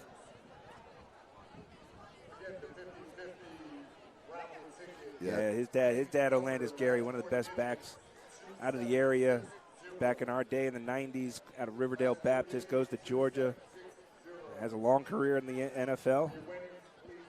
How about that? He goes to Marshall and Jim Donnan, plays for a year. Jim Donnan gets the job at Georgia. He goes with him. He says, I'm with this guy. I need you to come with me, young man. Yes. Because you are good. And I'll follow you, sir. And you know, it all worked out well for Alandis, the running back coach at St. John's right now. We'll have Alandis on. Alandis has been wanting to come on the show. We'll have him on. Without a doubt. How about that special teams, though? Excellent positional kicking and coverage. New quarterback for the Mustangs, I believe Jordan Adams has taken the field. That's quarterback number 4 on the day for the Mustangs. Number 11. He's going to get some experience, and he's going to be all by himself in the backfield. Tyvon Edmonds rolls out, and he's going to tuck and run. Mordecai McDaniel was the third cadet there. Isaiah Jordan on the spot. Get a good look here at the new quarterback for the Mustangs today. Well, see, there you have it. He hit his third step there. He felt that rush, and he got loose. Well, because he understands that there's a lot of people coming at me, and they're angry. Yeah, well, he was headed right at Matt Seal there. I'm glad he's okay. I was going to say, we got to throw a shout-out to M. Seal Photo. Check him out. The photographer extraordinaire of the WCAC. Yeah, he's on the 17-yard line right now, getting ready for action. Be careful. That's where Jordan Adams is looking to make his hay on the outside. First throw away. Oh, Colby Wiggum first. Tries to get moving with his feet. Catch it first. Catch it first. With his hands. He's going to bring up third down. Nice job by young sophomore here, getting the ball up. Good timing right as he opens up. Puts the ball where it's supposed to be. Hey, Rohan Davey. He's number 44 for the Cadets. I can't say enough about the freshman, but he doesn't want anyone catching the ball near him. Great football name. We say it every All-American week. Football name right there. Rohan Davey, number 44. Great number, especially in the D.C. area. A lot of work here. Coach Malloy getting the call right. Jordan Adams getting ready for the snap. Looking to throw. He's got a little bit of room on his left, and he can't get the ball to Kenny Womack. Mordecai McDaniel on the defense. That was a great play by Mordecai. It was, because you can't let Mordecai have that kind of a jump on the ball. You got to get that ball out a little bit quicker. I know he extended the play, but he probably could have pulled that trigger a half a second earlier before Mordecai could have gotten there. But with his speed, Mordecai can cover a whole lot of ground. I think his more natural position is probably safety, and the amount of ground he's going to be able to cover at the next level is going to be incredible. Yeah, the Tennessee Volunteers are lucky to have him heading to Knoxville. Raheem Jarrett waits for the punt. Looks like it's going to be returnable. Well, he's going to let it fall. I thought it was one of those ones where he'd let it bounce and then make a move. St. John's will take over on offense on McNamara's side of the field. Greg Hudgens, a D-end his entire life in punt coverage, he just had a moment of clarity. He stared at that ball for 3 seconds and thought, maybe, just maybe, and somehow got out of the way. He's hearing about it on the sidelines. But I pick this ball up and run. But I understand that internal struggle. Mustangs defense looking to get a stop here. Turn this homecoming Saturday around for the Mustang faithful, who are still here in force, ladies and gentlemen, and having a time of their lives on a beautiful day in Forestville, Maryland. Another quarterback checking in for the St. John's Cadets. Nice play by Quinn Osborne right there. I'll tell you this, number 12, Wyatt Hagan, a backup quarterback for the Cadets. You're going to love his toughness, the way he gets rid of the ball. Extremely smart young man. He's been part of this program. This is his 3rd year now. I'm excited to see him play here. Well, he's got the good guys still out there with him. He's got Jarrett, Colby McDonald, DJ Lincolns. And he is a sophomore, not his 3rd year, but it feels like he's been around a while. Sure has. He's going to put it in the air, and he just misses Bryce Butler. You know if you're going to come in at quarterback in this game, you better be looking for number 14, just behind the tight end. And I promise you better be looking for number 35 in the dark jersey, because he's everywhere. And once again, Quinn Osborne, active. He's all over the field. And along with Javon Fauntleroy, that's quite a tandem of football players on the defensive side. Torrin Brown and Quinn Osborne have not decided that the Mustangs are out of this game yet, and I enjoy watching their activity. I have a feeling this McNamara defense is going to give a couple of these teams in the WCAC some fits. They're going to have some success against some of these teams. Whitehagen looking to pass. He's going to run straight up the middle. Yeah, flag on the play. Oh, that's something we haven't seen a lot of. No, we haven't. In this game. It's been a clean game. I agree. The St. John's offense is walking back. Yeah, going to be holding. Well, you see what Wyatt can do athletically. Holding against St. John's. Protect that ball. Yeah, he's going to have to put that thing away.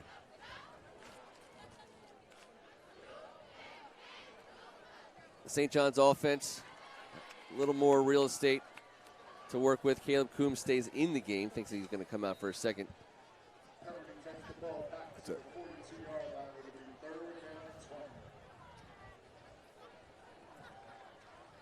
Haven't said his name a lot. Kari Butler out wide with DJ Lincolns. He's been logging some snaps today. 3rd and 20 here.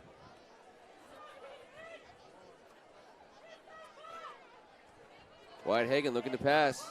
Trying to get it all, and there it goes. He overthrows pretty much everybody. The McNamara defensive back made a play on it. If they intercept it, it's no different than a punt.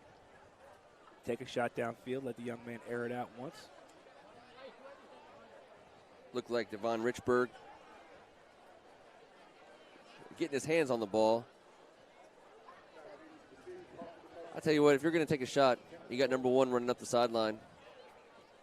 Got to feel pretty good about that. Yeah, I was thinking that in the pregame. I had Jeff Clay and Asim Penny and Mike Hunter. You know what? Better start rethinking about what happened back then. I had a 2-time All-American and Brian McCarthy. I had a lot of confidence throwing the ball, too. Makes it a little easier that way. Kenny Womack. Excellent play. I mean, I've been saying it all day long. Justin Gibson he's an excellent tackler in open space. That's Kenny Womack with the ball in hand. You know, I mean, you're just tracking. Great punt. I know Coach Cass doesn't like to do it, but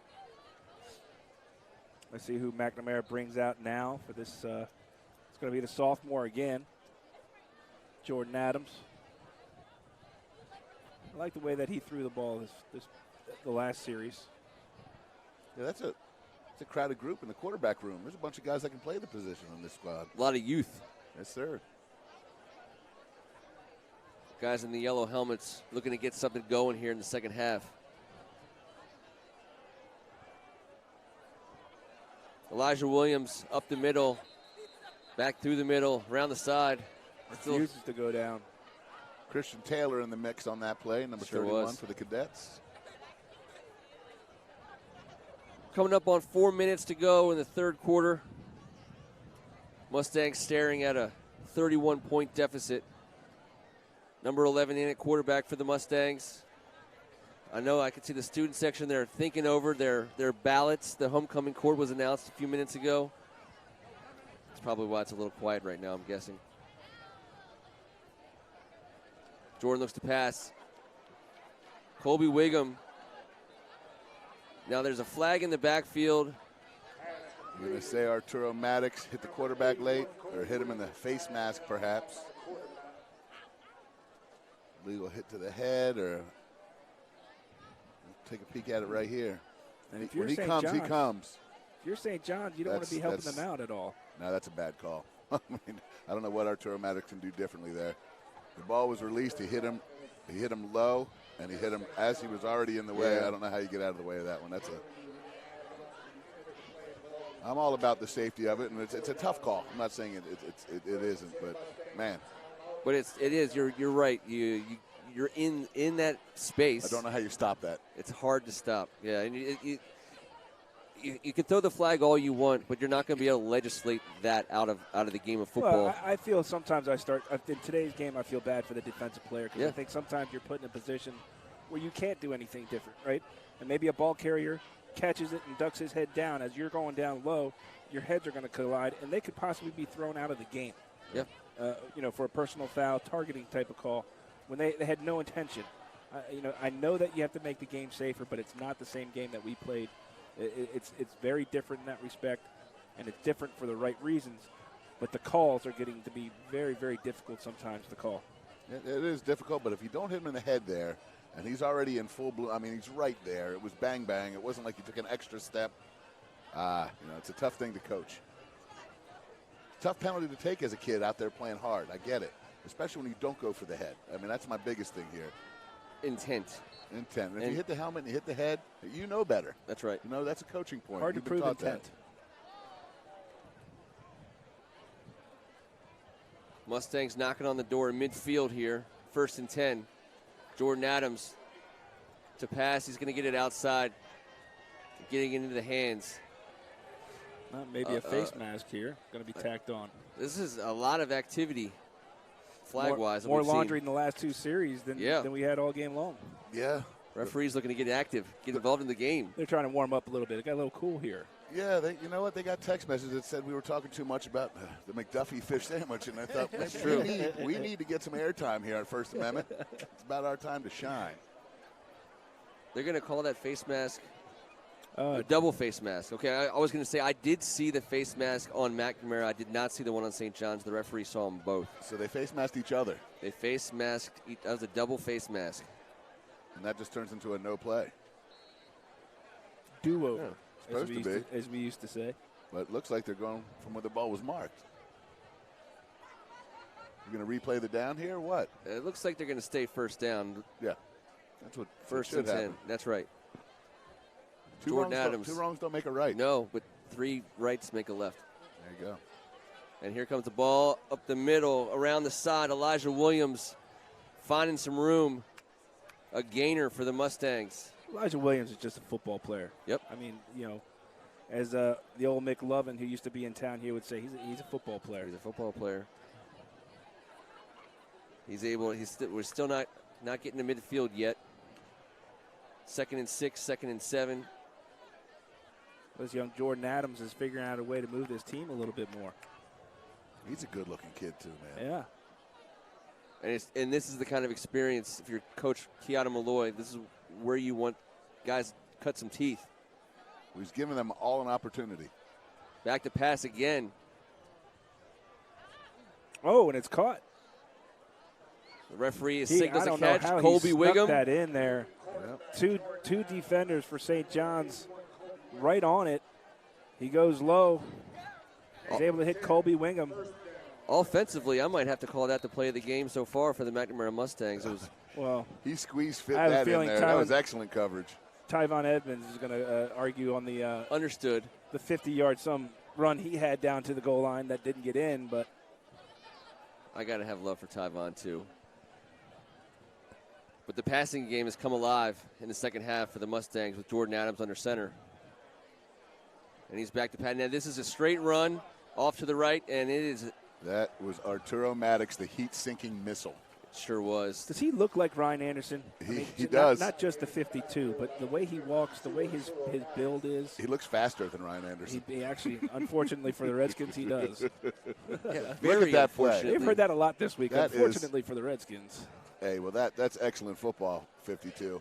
That's Second and play, long. That's how you play the position right there. As Mordecai McDaniel takes his spot opposite Kenny Womack on the near side. It looks like he's one-on-one with Mordecai.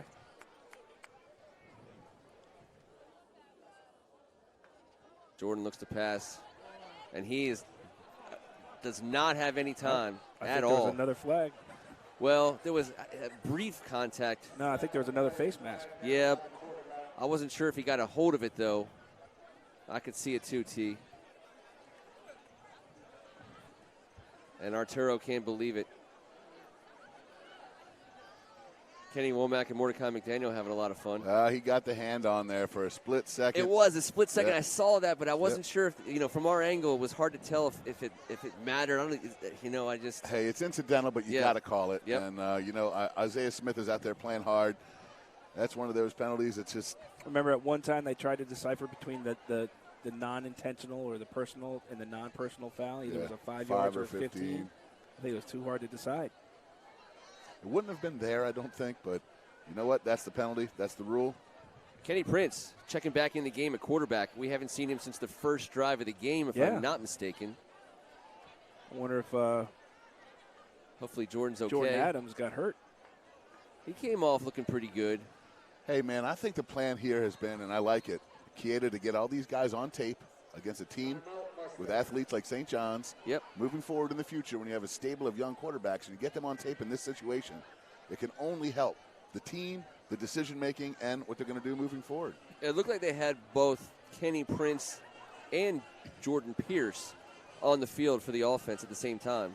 Well, that reminds me of last night watching that game. You have Trace Campbell in, and with Chase Williams at the same time. Trace Campbell, who's been the quarterback at Good Counsel for a bit of the beginning of the season, they run him on a jet sweep, handed off, and he chucks a 40-yard touchdown pass to Miles Cross. You think it's a trick play, but you look out there and you see the backup quarterback at wide receiver, and you got to think they're going to try and do something a little different. But with McNamara, there's 4 guys, so I don't know how you predetermine which guy can throw. Everybody's a potential quarterback on the offense, and the issue is St. John's speed on defense. They get to the ball quickly, no matter where the ball is. The McNamara, offense has had difficulty finding time for the first guy to touch the ball to make a throw. We saw last night at the end of that game, Coach Trivers calls the double pass. Was that either Chris Jenkins or Mitchell Melton? Chris Jenkins. Chris Jenkins shut it down, and you got to think that St. John's has players on their defense capable of doing that. I'll tell you what. McNamara's offense has not taken a shot downfield yet. I'm enjoying watching number 20 for St. John's and number 9 for McNamara. They seem to have struck a friendship out there. They're having their own little battle, though. They sure are, and I think they're enjoying it. It's Kenny Prince.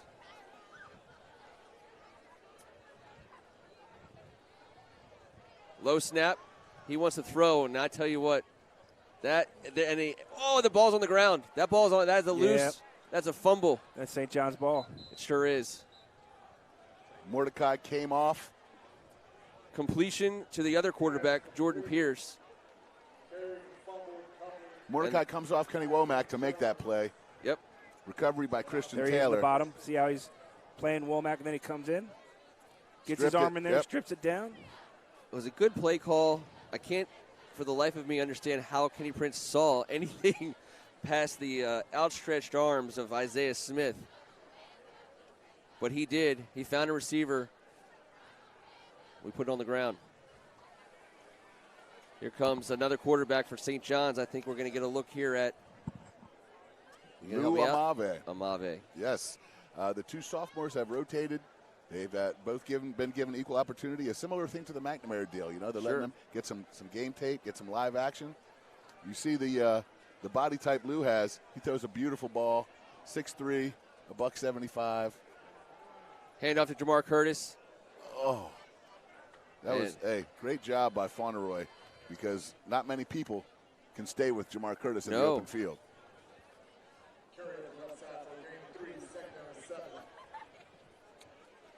Oh, that was, hey, I'm sorry. Kenny Womack on the play there. Well, Kenny Womack stayed with him. I was going to say Kenny Womack's probably the guy out there who's least likely to get broken down. But Jamar Curtis, he breaks people down. And puts a hand down and picks him up, taps him on the helmet. That's what we like to see out here. Yep. We got some gentlemen in this league, and it shows. Lou in shotgun. It's going to be another handoff to number 5. Jamar Curtis has some room. He gets to the outside. It's going to be a first down for the Cadets. Man, I'll tell you, when Jamar makes that step, you never know where it's going to end. A lot of times it ends up in the end zone. That time he made his way to the sidelines. Well, he makes good cuts, like this one right here, to bounce it out. He just gets through right there. Wait until he makes a cut and goes north-south and just puts on those jets. He does. He gets through those creases that, just barely visible. And here we are, once again, thanks to Shulman Rogers for our third quarter highlights. Soldier Maeva staying alive, staying smart, getting the ball to number 14, who has just had an amazing coming out party, as you said, Kevin, earlier. Coach Griffin's going to be proud of him. That is our highlight from the third quarter, and I think that's good news for the Bishop McNamara Mustangs, who were on the wrong side of a lot of highlights in the first half. 7 points scored so far in this second half.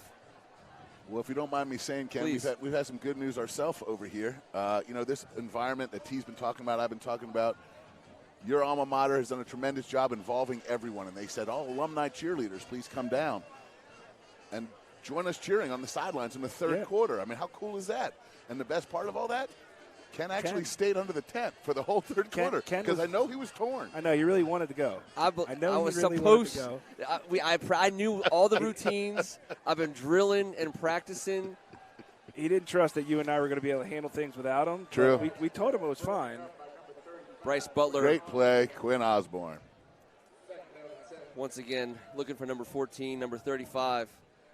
Made a play for the Bishop McNamara Mustangs. He's a great football player, a great high school football player. He's going to have a tremendous career at William & Mary. Picture him at 6'3", about 240, running around like a maniac. He puts on another 20 pounds of just muscle, and it's going to be lean. Oh. That kid's going to be scary, man. Yes, he is. He's going to be a scary I've said player. it. He can achieve all his dreams professionally coming right out of William & Mary. Down at the Tribe, they've put plenty of guys in the league. It's a great spot for him. Smart young man. Lou hands it off, speaking of smart, to number 5, Jamar Curtis.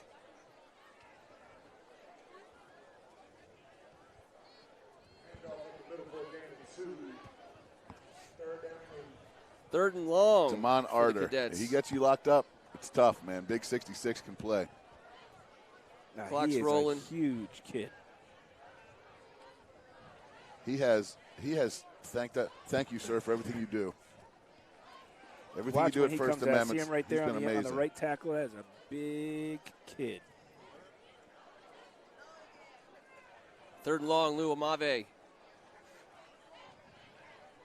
Trying to keep this drive going. He's going to put it in the air. Colby McDonald in the flat. He's unable to break a tackle. Is that Torrin Brown? Yep. Bringing up fourth down. Brown's another one. He's just been impressive all day. I think he's a fundamental football player. He's a hard-nosed kid. He's fun to watch. Torrin Brown has not given up in this game. That's one thing I know for sure.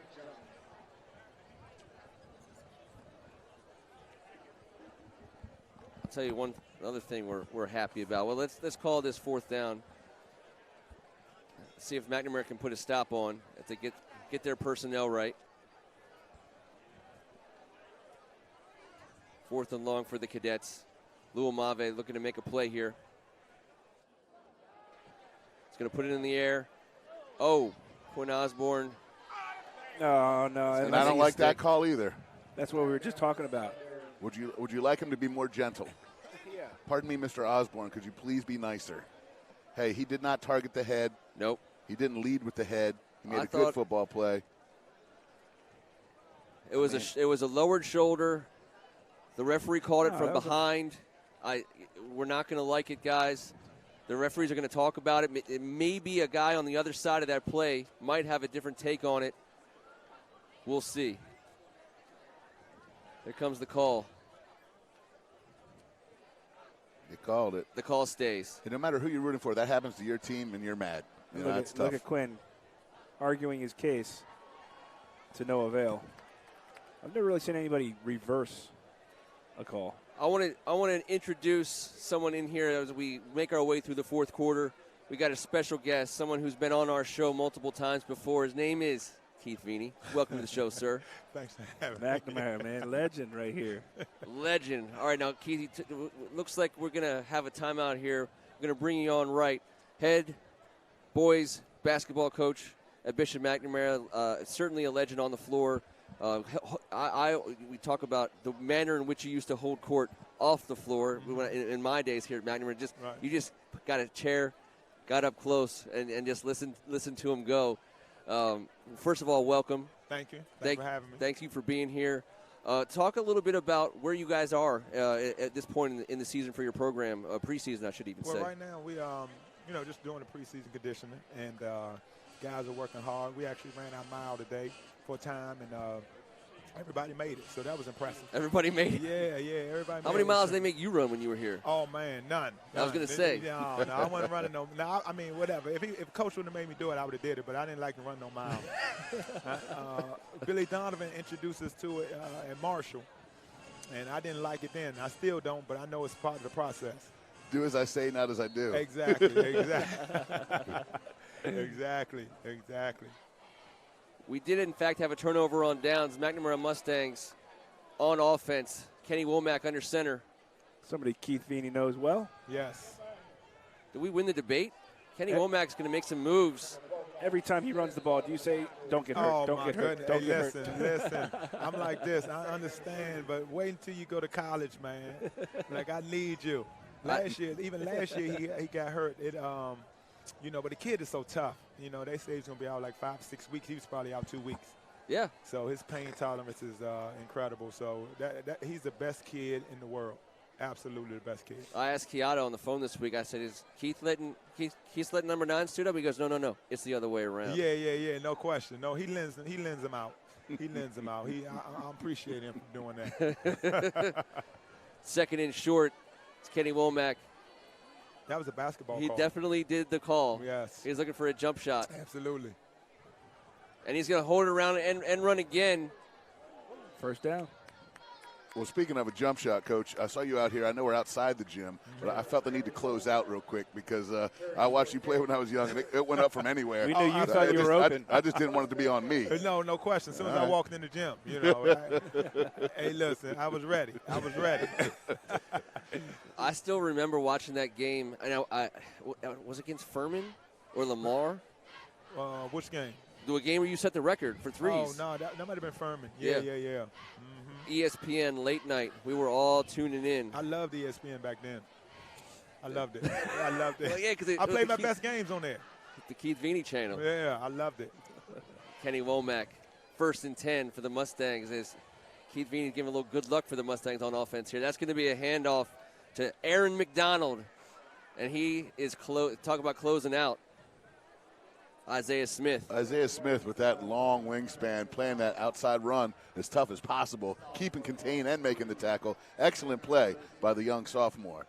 Well, Coach Veeney, I'm hard-pressed to think how some of these guys on the St. John's team, you don't want to be facing them on the hardwood. They got their own. Obviously, they got quality players, losing Casey Marcel. Yes. But the league is just full of athletes. Full of stars.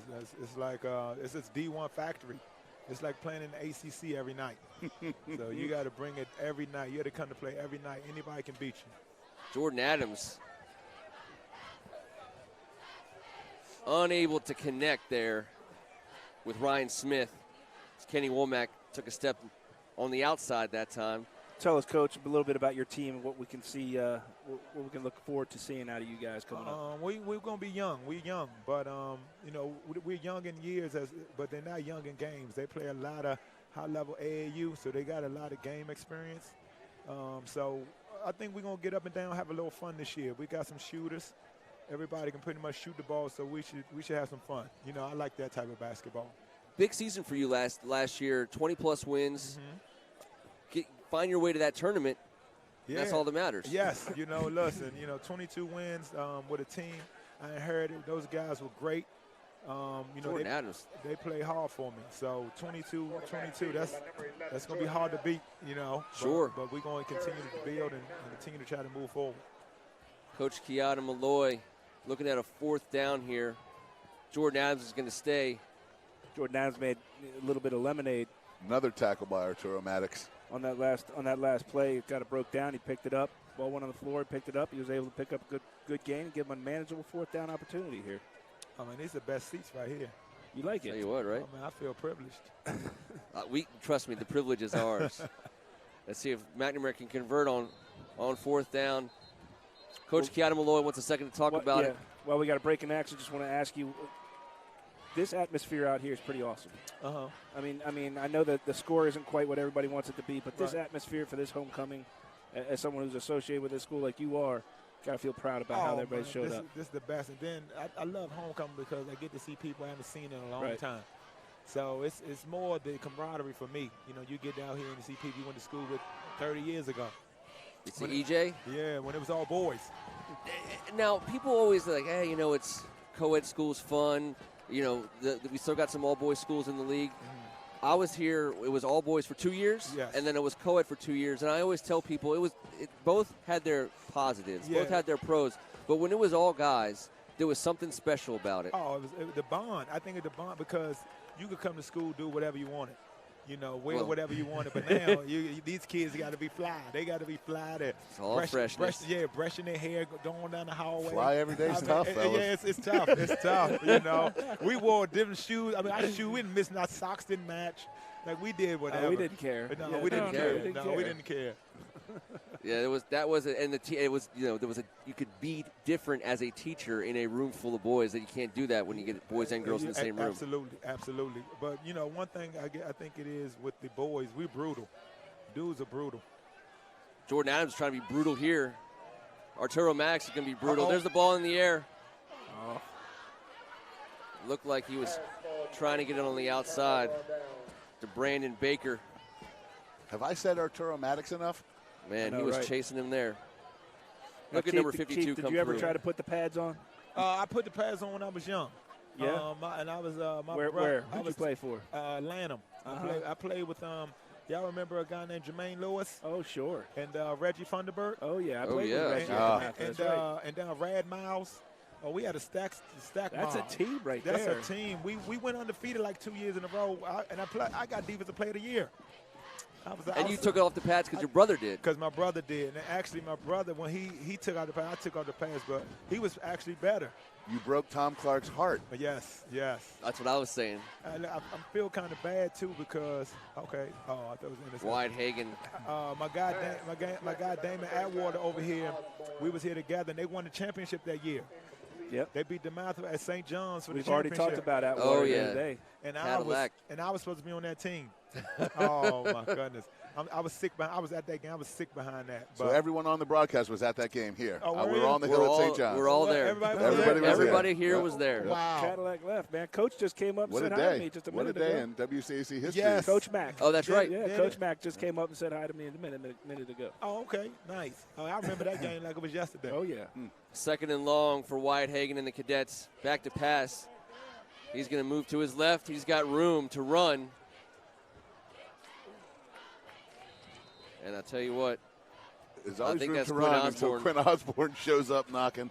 Any chance you can get Q on the court? No, Q was trying to play last year, but he saw the team and he said, Coach, I'm not going to play.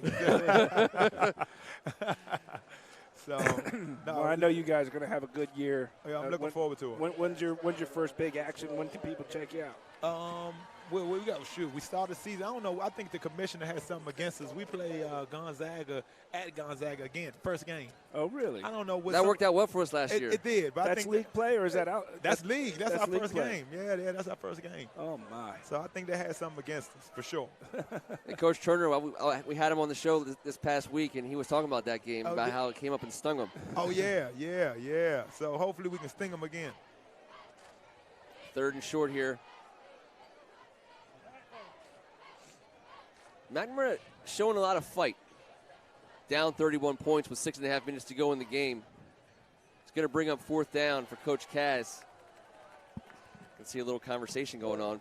Coach Pat Ward involved in that, making a decision. They're going to stay. Offense stays on the field. Well, you want to keep some of your starters off the field at this point, and to bring them back in for punt, you don't want to risk getting someone injured.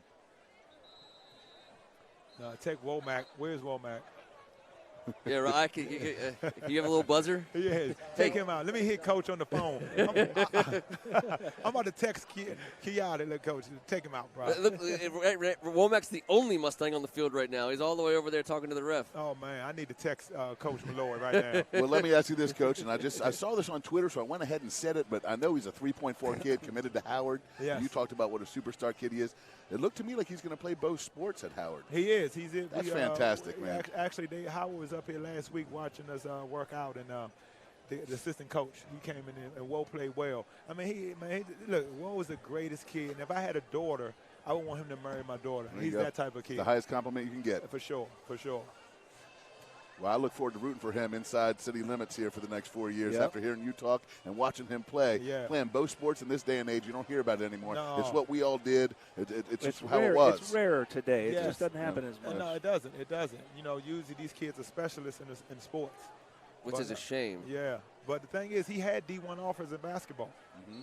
So he had D1. He could have went D1 in basketball. But he wants to wear the pads. He wants to play the ball. He told me, because I asked him one day, he said he wanted to play on Sunday. So I'm not putting anything past this kid. Well, you can get there from Howard. Yes. Wyatt looking to make a play on 4th down. He's calling some plays from out there. The ball's in the air, and that's a catch. That's a heck of a throw and catch right there. Is that Kari Butler? 26. I believe that was Kari Butler. I mean, that was a is good-looking catch. Unbelievable athleticism. Wyatt really directing traffic on the run. He was. Do you see him stop, give himself space to throw, turn his shoulders around, put the ball where no one could get it but his guy, and Kahari came down with it. And he was going to get hit. That's what you got to respect. A lot of new personnel on the field for the Cadets. Luameva looks like he's in. 1st and 10. He looks to throw, and he's got a man. Josh Gary, it looks like. That was Josh Gary. He was turned around with the hips. I always hesitate with 5.5 minutes to go in the 4th quarter. I mean, do we have any Randy Moss stories? Oh, no, listen. No, look. It's crazy how that just came out. Josh Gary, that is my godson. His father, Orlandis Gary, was at Marshall. At Marshall, freshman year. That's right. With Randy and I. Yeah. And Chad Pennington. So our football team was unbelievable. Yeah, it was. So my Randy Moss story is we were doing, he used to tell a guy, a roommate with Levon Coklaw, they were the running backs. Jamar Curtis making his way up the middle, and a trip by Kenny Womack stops the Cadets from taking this one into the house. Shoestring tackle about the 3.5 yard line. It's going to be 1st and goal for the Cadets. His feet barely touch the ground when he runs, man. Look at this guy. He is so much fun to watch play football. Jamar Curtis, good for you, my friend. What year is he? Sophomore. Oh, man. That's not good. And he plays a mean point guard. Oh, does he? Yeah, I think I do remember him. Yeah, for the JV team yes, last sir. year. Oh, yeah. Hey, Keith, we showed up to do the St. John's DeMatha varsity game last year. We sat on the sidelines and watched the JV of those two schools play, and we dared people to try and tell us which one was the varsity, which one was JV, because it was such a high level for JV for both those schools. Yeah, I believe it. All right, so you didn't get to finish. I don't know if that was meant. You didn't want to finish the story? No. You do want to finish the story. No. So Randy, I remember it was tracks. It was after the season and after his freshman year, and the coach wanted him to run track, the 4x1. The last person had pulled their hamstring or something. So they was like, Randy, would you run? He was like, no, I'm not going to run. They was like, Randy, we need you to run. So at the end, he was like, well, I'm not going to practice. So the coach was like, fine. All he needs to do is, he said, can you come out and meet the person who's going to hand you the baton? Listen. We won the conference, and he broke every record. Oh my gosh! Oh, it was unbelievable. That quarterback sneak went wrong. Quinn Osborne Over the top. And then in the last, with the 4x100, the last leg, you know how you're supposed to run and wait for the baton? He was standing still. and the guy was running, and it was like, run. And he was like, no. He just took the baton from flat-footed and won by 20 yards. That's awesome. Oh, my God. Awesome. And he probably said stick, too. Yeah, Just stick, to be funny. Oh, man, this guy was unreal. That's well, tell us. We talked about Kenny Womack. Any other guys coming back from last year's team, or maybe some new guys that we haven't heard about on your team that we should be listening to? Terrence Butler. Terrence Butler had a great summer. He's playing out of his mind. We got a transfer in named David Brown from McDonough, and he's going to be great. And then our guy Favor Ari, he's a 6'10" sophomore. Wow. He's a pro. He's a pro. So he's going to be making some money before it's all said and done.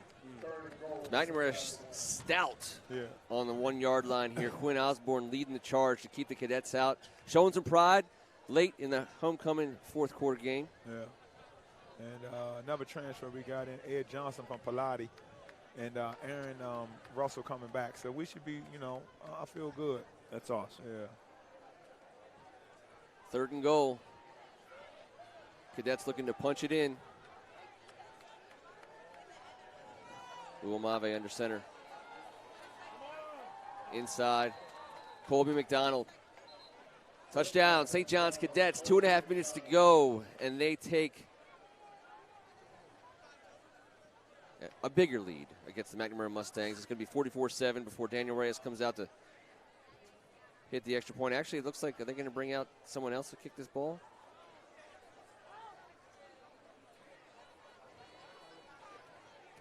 Even giving backup kickers shots here. I couldn't tell if that was Daniel or not. I don't think It's not. Looks like number 28. Is that Christian Rawlings out there? It looks like it. Is he a toe kicker? He is. He is. We have the super jock. Pump the Mark head, Mosley. kick it straight through. Mark Mosley style. Well, I want to see the there. hair. If he's got a perm, he's got the job. I haven't seen a toe kick in at least 15 years. That just made my day. That was amazing. You know what? I apologize to the McDuffies. The fish sandwich made my day.